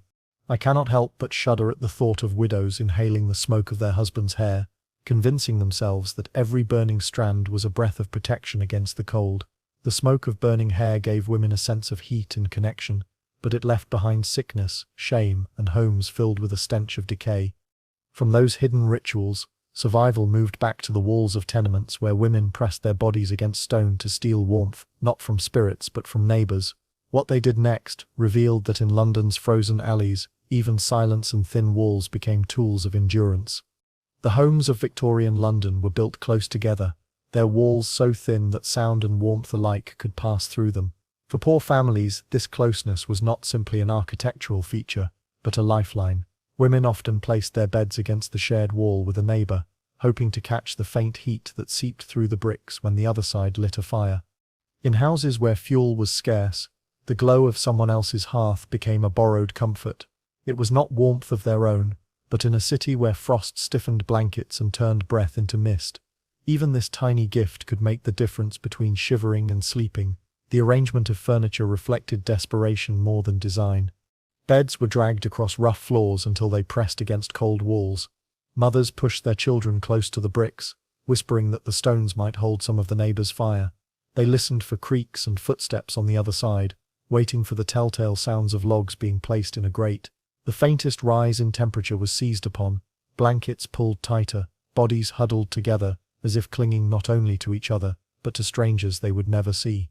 It is darkly comic that privacy was valued so highly in Victorian morals. Yet in practice, families were clinging to walls just to steal the body heat of those next door. For many women, pressing against a wall was more than a physical act. It became a strange form of companionship. At night, when silence made the cold sharper, some leaned their heads against the bricks, listening for life on the other side. The sound of coughing, the scrape of a chair, even a baby's cry was oddly comforting. It proved they were not alone in their suffering, that others, too, were awake, battling the same cold. The wall was not only a barrier, but also a conduit of presence. Through stone and plaster, loneliness was eased, if only a little. The practice revealed the imbalance of fortune. Even among the poor, those who lived beside slightly better off neighbors benefited most. A family with a steady job could afford coal more often, and their warmth seeped through to others. But when the neighbor was just as poor, the walls stayed as icy as the outside air. Women cursed their luck when their walls remained cold, night after night, praying that across the way someone might finally strike a match. Survival sometimes came down to the chance of who lived next door, a lottery of warmth no one could control. Children, with their instinct for closeness, often pressed themselves flat against the walls, giggling at the vibrations when footsteps passed. Some even swore they could feel warmth through their cheeks, a comfort more imagined than real. Still, mothers encouraged the habit because imagination was sometimes as powerful as fire. The act of believing there was heat in the wall made children calmer, made them think they were safer than they truly were. In households where resources were measured in crumbs and scraps, belief itself became a kind of fuel. The walls bore marks of these habits. Wallpaper darkened from breath and sweat, where heads and hands rested. Cracks widened from beds being shoved too often against them. Dust gathered in corners where furniture no longer fit. Yet none of this mattered, compared to the faint sense of survival. If we compare this to today, it is like sleeping against the warm side of a radiator that someone else is paying for, knowing you benefit from a bill that never touches your name. The wall became not only architecture, but also a silent agreement, a place where one family's fire kept another alive. But the practice carried risks as well. Walls absorbed not only warmth, but also smoke and smells. A stench of burning coal, damp clothes, and unwashed bodies seeped through, sometimes choking those who lay too close. More dangerously, thin walls did little to stop fires. When flames caught in one house, they spread swiftly through the row, and families who once cherished the warmth of neighbors suddenly feared it would become their death. Women knew this, but they pressed close regardless, weighing the nightly chance of freezing against the distant possibility of fire. The sense of intimacy created by these walls sometimes blurred boundaries. Families overheard arguments, confessions, and laughter through the plaster. Women lying awake with cold bones became unwilling witnesses to the private lives of others. The sounds mixed with their own fatigue until the city itself seemed like one giant household, every wall trembling with the weight of survival. For some, this closeness bred resentment. For others, it was strangely reassuring. The wall became a diary of sound and sensation, written in heat and silence rather than words. In many ways, this survival tactic spoke to the collective endurance of the poor. They had nothing to give one another, no food or clothing to spare. Yet still their warmth passed through walls without asking permission. The shared struggle created bonds that were invisible but real. Women sometimes thanked their neighbors silently, touching the wall as though offering a prayer. Others muttered curses when the wall stayed cold, treating it like a stubborn friend who refused to help. In either case, the wall stood as a partner in survival, as present as the people who lived behind it. The image of mothers pressing their children against plaster for warmth encapsulates the contradictions of Victorian life. This was an era that prided itself on progress, invention, and empire. Yet, its citizens depended on brick walls to pass scraps of heat from one household to the next. Official speeches spoke of civilization's triumphs, but the reality was families lying awake in icy rooms, listening for neighbors' fires. I find it haunting to imagine entire streets of women resting their foreheads against cold stone, hoping the faint breath of another's fire would pass through to them like a secret. The story of sleeping against walls is not only about warmth, it is about proximity, about how survival in the city was shared. whether people admitted it or not. No one could truly live alone in such conditions. Heat, sound, and even grief traveled across bricks and mortar, uniting families in ways the wealthy could never have imagined. In those moments of desperation, London itself felt less like a city of individuals and more like a single organism, its lifeblood of warmth pulsing unevenly through the veins of narrow houses. As the winter deepened, women continued pressing close to walls, bodies wrapped in rags, ears tilted for faint signs of life across the plaster. For some, it brought comfort. For others, only disappointment. Yet all of them, in their own ways, depended on those bricks. It was a fragile bargain with survival, one that could not last forever. The walls that offered stolen warmth could not prevent hunger, sickness, or despair. They gave only a taste of comfort, never enough to truly protect. And when that small gift faded, women turned to other, stranger methods, searching for heat where no one thought it could exist. The underground toilets of Victorian London were not places anyone lingered by choice. Built in basements beneath busy streets, these public conveniences smelled of ammonia, waste, and damp stone. Yet, for women with nowhere else to turn, they became strange havens against the cold. Descending the worn stone steps into the dim chambers below, they found air thick with stench, but also unexpectedly warm. The bodies of dozens of people, combined with the trapped heat of the earth, turned these foul-smelling rooms into shelters of survival. For some women, clutching numb hands inside such a place was preferable to losing fingers to frostbite above. It was a peculiar ritual. Women slipped quietly into the toilets, not to relieve themselves, but to press their hands together in corners, hiding from attendants when they could. They leaned against damp walls, rubbing their fingers until the sting of returning blood throbbed. The warmth was deceptive, coming not from fires or stoves, but from the closeness of flesh and the gases of waste. Yet the effect was undeniable. For an hour or two, hands softened, circulation stirred, and women left with the illusion that they had fought off the cold. There is something bleakly absurd about using the stench of human waste as a kind of winter blanket. Yet this was the grim practicality of survival in London's frozen alleys. The air itself worked strangely on the body. Ammonia rising from unflushed waste and damp drains irritated the nose and lungs, but it also opened pores and flushed the skin. Women described a tingling sensation, a prickling warmth across their fingers and faces. In truth, it was a trick of chemistry, irritation mistaken for heat. Yet, in the moment, it felt like life returning to frozen limbs. Breathing was difficult. Eyes watered, but the sensation was enough to keep them inside. Cold outside meant pain and numbness. Inside meant stink and breathlessness. Between the two, the stink was easier to endure. Women often timed their visits carefully. Early mornings, when streets were at their coldest, the toilets offered the most contrast. Beggars, washerwomen, and widows crowded quietly in the corners, pretending to wait for their turn while simply holding their hands under their cloaks. Some mothers brought children, pressing small fingers into their palms, whispering reassurances as the foul warmth wrapped around them. The children wrinkled their noses, coughing at the acrid smell, but they stayed, for the choice was between gagging in the dark and freezing in the open air. The experience etched itself into memory. Imagine walking down a staircase slick with damp, entering a chamber where the air felt heavy, warm, and vile at once. Iron grates dripped with condensation. Floors were slick, and the gas lamps above barely cut the gloom. Yet in those moments, women closed their eyes and pretended the warmth was clean, as though they were near a hearth rather than a sewer. Some rubbed their hands so vigorously they left red welts across their skin, desperate to believe circulation had truly returned. For the poorest it became routine. They knew which public lavatories stayed open longest, which attendants turned a blind eye, and which corners were least draughty. Women spoke little of these visits, for shame clung to the practice. To admit one warmed herself in a toilet was to confess poverty so deep that filth became refuge. Yet among themselves they understood.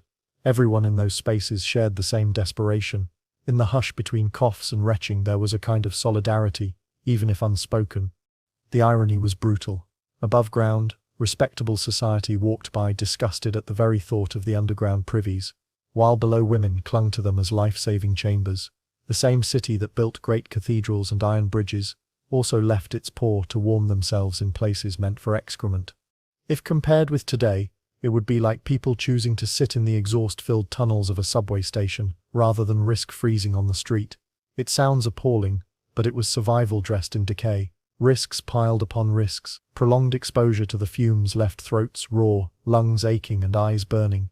Some women collapsed from dizziness, carried out into the cold, only to worsen once exposed again. Disease spread quickly in such environments, for the air was a breeding ground of infection. Yet the gamble continued, because hypothermia seemed more immediate than long-term sickness. One could not plan for years of life when frostbite threatened hours. The sounds of the toilets were as constant as the smells, the echo footsteps on stone, the dripping of water from cracked pipes, the rasping coughs of strangers huddled in the dark. Women grew familiar with these sounds, almost comforted by them. They told them they were not alone in their need. The faint warmth of the air, combined with the faint warmth of human presence, created something that resembled safety, however fleeting. The authorities did little to interfere. Public toilets were built as a necessity, and once built, they became invisible to those in power. No regulations guarded against loitering in the warmth. Attendants might chase away beggars when noticed, but others slipped back after hours, finding gaps and hidden entrances. The city ignored them, just as it ignored the cold deaths piling up in alleyways. Official eyes looked elsewhere, leaving women to seek their own solutions in silence. The memory of women gathering in such places underlines the contradictions of Victorian life. This was a society that glorified domestic comfort, filling middle-class homes with carpets, curtains and polished hearths, while its working poor warmed themselves in toilets that stank of human waste. Newspapers spoke of the empire's greatness, while mothers sat hunched in foul-smelling corners, rubbing their children's hands until they tingled. I find it chilling to picture a mother crouched by a stained wall, her hands pressed against her child's, both pretending that the filth around them was warmth enough to endure the night. Such habits tell us more than statistics ever could.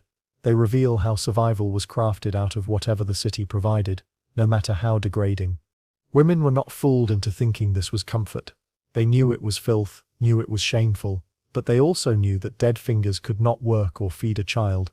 In this way, survival stripped away dignity, leaving only the blunt choice between stench and frost. The memory of those nights lingered for years, not in history books, but in the minds of those who lived them. The stink of ammonia, the damp chill of stone steps, the faint relief of warmth hidden inside the foulest of places. These were not tales told proudly, but quietly, with eyes lowered.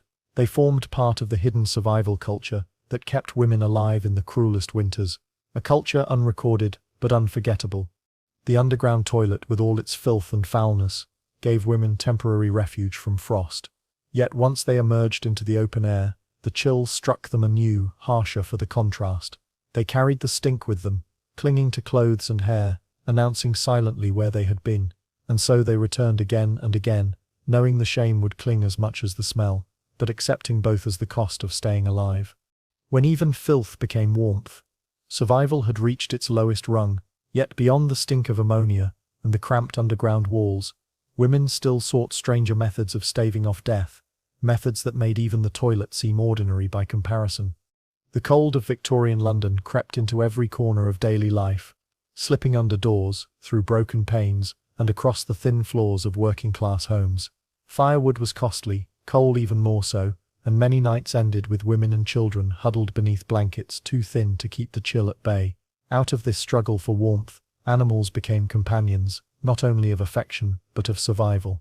Dogs and cats, once kept simply for guarding or pest control, were transformed into breathing heaters, pressed close against bodies that trembled through winter nights. Women found that a dog curled across the legs, or a cat stretched along the chest, could mean the difference between numb extremities and blood that still managed to flow. The image may appear quaint on the surface, but behind it lies desperation. Beds were cold, even after layers of fabric were piled high. Straw mattresses froze stiff. Blankets absorbed the damp and walls radiated frost from the streets outside. A living body, warm and constant, became a precious shield against the freeze. Dogs were guided up onto mattresses, their bellies pressed flat against shins and ankles, while cats found their own way under quilts, purring against throats and stomachs. It feels almost comical to picture animals assigned as family heating devices, but for many women, this was the only furnace they could afford. The warmth animals gave was immediate, almost miraculous in its simplicity. Cold toes pressed against a dog's flank began to thaw. Fingers stiff from washing froze less quickly when cupped against a furry chest. Mothers, Unable to keep infants warm with their own meager heat, tucked small puppies under swaddling, counting on shared warmth to prevent fatal chills. In households where fuel was rationed, women valued their animals not only for companionship, but as essential members of the household defense against the cold. During the day, the practice continued. Women walking to markets or along river banks sometimes tucked small dogs under skirts or aprons. The heat of the animal pressed against their stomachs created a pocket of warmth, a comfort hidden beneath layers of fabric. Cats, too restless to stay put for long, were coaxed to sit in laps during sewing or mending, their paws kneading cloth while their warmth seeped through. These daily touches of heat did more than soothe skin. They kept circulation alive, staving off the slow bite of frostbite that stalked poorer neighborhoods in winter. The practice was not without its difficulties. The smell of wet fur lingered in blankets, and fleas carried by animals spread easily through families already plagued by lice. Bites and scratches sometimes accompanied attempts to force unwilling pets into service as heaters, yet few complained. Survival weighed more than comfort. An animal's warmth was trusted more than the erratic fire that could gutter out by midnight. If we imagine this today, it would be like relying on an electric blanket that suddenly jumps, claws, and occasionally bites your hand. But people would still endure it because the alternative was far worse. The bonds between women and animals deepened under these conditions. A dog that curled dutifully against frozen feet became more than a pet. It became a guardian of life. Cats that sought warmth in turn provided it, entering beds without being shooed away. Families came to expect the company of their animals at night, treating their presence as natural as quilts or pillows. Children grew up accustomed to the press of fur in the dark, equating it with safety. Accounts from the time hint at the practice, though often indirectly. Diaries describe pets keeping the children warm, or lying close by through the night. Understated words that masked necessity beneath domestic sentiment. Social reformers rarely commented on it directly, for to acknowledge it would be to admit how little the poor had in the way of fuel and shelter. Middle-class observers might have found it uncouth or unsanitary, yet for the working poor, it was a matter of survival, not choice. The practice crossed boundaries of class more than many others. Even in wealthier homes, dogs and cats found their way onto beds, not always as heaters, but as familiar comforts. What differed was that the middle class had fires and thicker quilts, while the poor leaned almost entirely on animals for warmth. The meaning was different, but the gesture, human flesh pressed against animal fur in the cold, was shared across society, a quiet reminder of vulnerability that wealth could not entirely erase. Women spoke little of these habits outside the home, admitting reliance on animals for heat risked ridicule, as though confessing to weakness or lack of control over one's household. Yet within the walls of cramped tenements, no one mocked. The practice was accepted as normal, part of the hidden survival knowledge passed from one generation to the next. Girls grew up learning that a dog's belly was the best cure for frozen feet, and that a cat nestled near the chest could ward off shivers through the night. The sensory memory of those nights lingered long after winter ended. The smell of fur, the sound of a dog's slow breathing, the vibration of a cat's purr. These details etched themselves into recollections of survival. For some women, the animals were remembered not simply as pets, but as saviors. In a world where cold could kill as easily as hunger, their role could not be dismissed. This dependence raised uncomfortable questions about the nature of survival in Victorian society. Here was an empire priding itself on progress and industry, yet its poor slept with animals to avoid freezing to death. The contradiction was as sharp as it was revealing. Women's ingenuity lay not in inventions, but in reimagining what they had at hand. Animals became tools of warmth, pressed into service by necessity. The city did little to address the underlying problem. Coal prices remained high, housing remained inadequate, and winters struck again each year. Charitable groups occasionally distributed blankets or fuel, but the aid was too little, too rare. Women still turned to what they trusted: the steady warmth of a dog, the quiet heat of a cat. Survival was improvised, rooted in the bodies around them, both human and animal. I find it haunting to picture a woman lying stiff in the dark, her hands buried in her dog's fur, whispering gratitude into silence because she knew his warmth was all that stood between her and the frost. The legacy of this practice survives in scattered mentions, small glimpses into the private lives of those who endured London's frozen nights. It shows the thin line between comfort and desperation, how easily affection became survival, and how resilience was built from the most unlikely sources.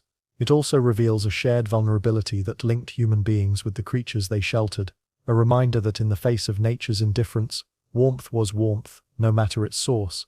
Women who pressed their feet to dogs' bellies or curled around purring cats created small islands of endurance in the vast cold. These were not grand gestures but quiet, ordinary ones, repeated night after night. The memory of fur against skin, of breath against cheek, carried them through winters that might otherwise have claimed them.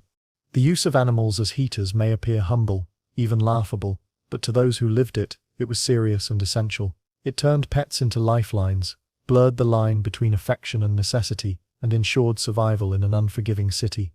They rose each morning with clothes still damp, lungs still aching from the chill, but their fingers moved, and their hearts still beat.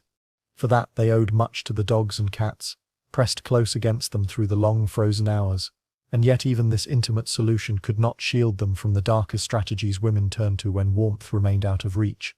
The winters of 1895 in London pressed against families with a weight that felt unrelenting. Frost seeped into every room, clinging to walls, stiffening fabrics, and numbing the very marrow of the body. For those who had already lost loved ones, grief mingled with the unforgiving cold, creating moments of desperation that blurred the natural boundaries of life and death. Women left in houses without fuel or blankets thick enough to shield them, sometimes turned to choices that shock us even now, with the body of a husband or a child lying unburied. There were nights when survival meant pulling that body close beneath a shared cover, clinging to what warmth it still held. It was not a gesture of tenderness, though the outside world might have thought it so. Instead, it was a calculation born of terror. The living body needed heat to keep blood flowing. The dead, for a short while, offered it. In that time between death and burial, flesh still radiated what the fire of life had left behind. Women pulled the blankets tight and pressed themselves against the stiffening forms beside them, hands curled against cold skin, willing it to feel warm again. There is something deeply unsettling in imagining a woman lying quietly beside her dead child, not in mourning, but in grim calculation, telling herself that one more hour of warmth could keep her alive. Such choices rarely left the home. They were whispered only among other women, those who understood that survival could strip away dignity as easily as the frost stripped away feeling from fingers and toes. No one wanted to admit it, yet in the darkest nights of a Victorian winter, necessity spoke louder than pride. A mother who had already lost one child to illness or hunger could not risk leaving the other children motherless. Her survival mattered, and survival sometimes meant pressing her cheek against the frozen skin of the dead. The houses where this happened were often the poorest, where windows rattled with every gust and coal had long run out. Beds were shared by entire families, so when death came, the body remained in the same room. Burial could not always be immediate. Undertakers charged more than families could pay, and graveyards filled quickly. Sometimes a corpse waited days before being carried away, wrapped only in sheets or laid on makeshift boards. During those nights, the line between living and dead blurred in the chill air. Women rationalized it as practical. Why leave the heat of a body unused when their own life depended on warmth? The presence of death did not erase the demands of the cold. Blankets were pulled tighter, the chill of skin ignored as long as some warmth seeped through. Even when the corpse hardened, the body could still shield from drafts, serving as a grim windbreak in rooms where icy air found every crack. The shock of lying against the dead dulled quickly under the weight of survival. Each breath of the living created a rhythm that contradicted the silence of the dead, but the living could not afford to care. There were stories whispered among neighbors of women discovered in the morning still clinging to corpses. Some muttered that grief had driven them mad, but those who lived in the same conditions knew better. It was not madness, but survival, the cold logic of desperation in a society where poverty left few alternatives. If we were to imagine this today, it would be like being forced to choose between freezing on a street corner or lying down under a blanket with a heatless mannequin, except the mannequin still carried the faint, dreadful echo of life. For children, the memory of such nights became part of their silent inheritance. They remembered mothers' arms holding both themselves and their dead siblings in the same embrace. Warmth mingled with horror. Those children carried the knowledge that survival had been purchased at a cost few outside their world would ever understand. It was not spoken of in public, for to admit it would invite disgust. Yet within the walls of those homes, it was accepted as part of the struggle. Religious voices condemned such acts when they came to light, calling them unholy or disrespectful. Yet the same preachers rarely offered coal or blankets to those who froze in their pews. Respect for the dead was easier to preach than warmth for the living. Women knew this, and so they endured their own silent rituals, choosing life, even if it meant transgressing boundaries society held sacred. The sensory reality was unforgettable. The stiff coldness of a limb, the stillness that pressed against breath and heartbeat, the faint but fading warmth that clung for hours after death. Women learned to ignore the details that would have horrified them in daylight. They closed their eyes, focused only on the pressure of bodies under covers, on the knowledge that their own hearts still beat. For some, survival stripped away not only dignity, but the capacity for horror. The empire prided itself on order and morality, but in the cramped alleys of the poor, morality often froze alongside water in broken pipes. Survival carried its own logic, one that made sense only to those who lived through it. Officials who condemned these practices did not feel the sting of frostbite in their beds. They did not know what it meant to hear the silence of a fireless hearth while their children cried from the cold. Women did, and so they did what they must. I find it chilling to picture the moment when the need to survive outweighed every taboo, when the warmth of the dead became the shield of the living. Such practices reveal not only the desperation of Victorian winters, but also the resilience hidden within them. To admit lying with the dead was to admit defeat, yet to survive by any means was also a form of defiance. These women, judged harshly by society, were not weak, but relentless in their refusal to let the cold claim them. The memory of these nights never left those who endured them. The knowledge that survival had been wrestled from death itself haunted families for years. Children grew into adults who never forgot the strange mingling of grief and warmth, the paradox of sleeping with death to remain among the living. These were the quiet truths of poverty, truths left unspoken in polite society, but carved into the fabric of those who lived them. The dead were carried away eventually, wrapped in sheets, lowered into graves, but the living carried on, marked by nights they never admitted aloud. They rose the next morning, stinking of death, eyes hollow from sleeplessness, but alive in the hierarchy of needs. Life outranked every taboo. The desperation that drove women into such choices did not end here. If one night's warmth could be taken from a corpse, other nights demanded other inventions. When the cold did not relent, women sought anything that could create heat, even if it meant scarring their own skin or staining their clothes. Alcohol in Victorian London was not only swallowed in dark taverns or poured into bottles as medicine for women facing the freezing nights of the 1895 winter, it was repurposed into something stranger, more desperate. Cheap gin, harsh spirits, or even raw industrial alcohol were sometimes poured into hands and rubbed over the body as though it were a kind of liquid fire. There was no coal left to burn, no wool thick enough to trap heat, so skin itself became the battlefield where warmth was manufactured. Women took rags, dipped them into liquor, and wiped their arms, legs and faces, until the sting brought a momentary illusion of comfort. The sensation was immediate.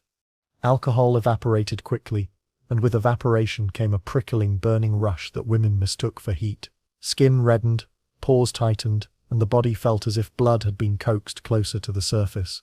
For an hour, sometimes less, the illusion worked. They could crawl under blankets, believing themselves warmed, believing that their very flesh had been tricked into life again.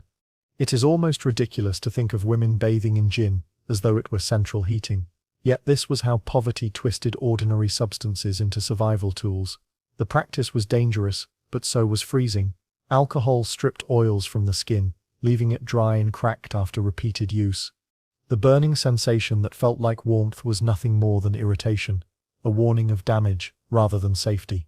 Some women found their arms covered in sores, their cheeks raw and flaking, yet still they returned to the bottle because it felt better than lying awake in the dark, trembling. The short burst of heat outweighed the slow suffering that followed. Mothers sometimes extended the ritual to their children. Spirits rubbed over small hands and feet sent them screaming at first, for the sting was sharp, but once it passed, the skin flushed red and the children looked less pale. A mother, exhausted and desperate, could believe she had saved her child for one more night. Even infants were dabbed with cloth soaked in diluted gin, their soft skin raw by morning. But in a home without fire, superstition and necessity held more weight than long-term consequence. Alcohol was not cheap, but it was more accessible than fuel at times.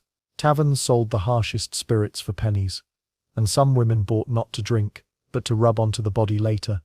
Others stole bottles left half empty, or begged from public houses at closing time. They carried the bottles back under their shawls, pretending they were for relatives sick in bed, when in truth the liquor would be spread across their own arms in a grim parody of warmth. The smell filled homes. Rooms reeked of sour gin or burning spirits as though the walls themselves were drunk. Women crawled into bed, their skins sticky with residue, sheets absorbing the stench. Families grew used to it, associating the acrid smell with nights when they managed to sleep without shivering. Yet neighbors sometimes judged, whispering that women who smelled of alcohol had been drinking, never guessing that the liquor had been poured over flesh rather than down the throat. This act of rubbing alcohol into the skin reveals something sharp about poverty. The body itself became a surface onto which survival was written. When no barrier stood between skin and cold, women tried to craft one chemically. Alcohol was both enemy and ally, burning them even as it kept them alive. If we compared this to modern life, it would be like spraying disinfectant all over your body and pretending its sting was central heating.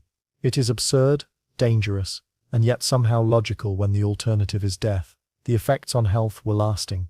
Skin broke down under repeated exposure, turning rough and cracked, sometimes bleeding. Women itched constantly, scratching at rashes that spread across arms and legs. Infections took hold, worsened by the filth of cramped housing. Doctors rarely believed the cause, for few women admitted to using alcohol in this way. To confess would invite scorn, and so they muttered of winter rash or chilblains instead. The truth remained hidden, spoken only in whispers among those who shared the same practice. Inside homes, the ritual looked like a parody of luxury. Instead of perfumed oils, women rubbed spirits into their skin. Instead of warm baths, they wiped themselves with rags that reeked of drink. The contrast between image and reality captured the Victorian contradiction, an empire flaunting wealth, while its poor bathed in gin for survival. Women who performed this ritual were not deluded, but resourceful, turning whatever they had into a weapon against the freeze. Children remembered the sting. They grew up associating alcohol not only with drunkenness in the streets, but with a strange warmth of nights when mothers wiped them down. The smell lingered in memory long after the winters passed, a symbol of both care and desperation to a child. It was confusing, an embrace that smelled sharp and sour, arms that burned rather than soothed, but arms that nonetheless kept them alive. Women who practiced this rarely spoke of it later in life. It was one of the silent survival habits that faded into obscurity once conditions improved. But during those bitter winters, it was spoken of among neighbors, exchanged as advice. Rub spirits on your arms before bed. It will bring warmth. Some doubted, others swore by it, and in every tenement where bottles of cheap liquor sat half hidden, the ritual continued. The image remains haunting. Imagine a woman in a dim tenement, peeling back her sleeves and dipping cloth into a bottle of raw spirit. She wipes her arms, her face, her chest, flinching at the sting. She blows on her skin, pretending the redness is warmth, then pulls on a thin shift and crawls under a blanket that does little to protect. Around her, the air is still ice, but her skin thrums with sensation. For one short night, she believes herself saved. I find it deeply unsettling to imagine such a scene, where the sharp scent of alcohol filled the silence of a room while outside. The frost claimed anyone who lacked such desperate remedies. This practice of bathing the body in liquor speaks volumes about the limits of endurance and the lengths women went to in order to survive. It was not glamorous, not dignified, but it was effective enough to keep life clinging on through the coldest nights. Like so many survival habits of the Victorian poor, it sat just outside the gaze of respectable society, hidden in plain sight, ignored by those who preferred to believe poverty could be endured with mere patience. Yet, alcohol as heat was never enough. It burned, it irritated, and it faded quickly. Once the illusion dissolved, women were left with cracked skin, throbbing sores, and the same gnawing chill. So they searched for ways to carry warmth into the morning, for tricks that could begin each day with something more than frostbitten cloth against skin. The hearth in a Victorian household was more than a place for cooking meals.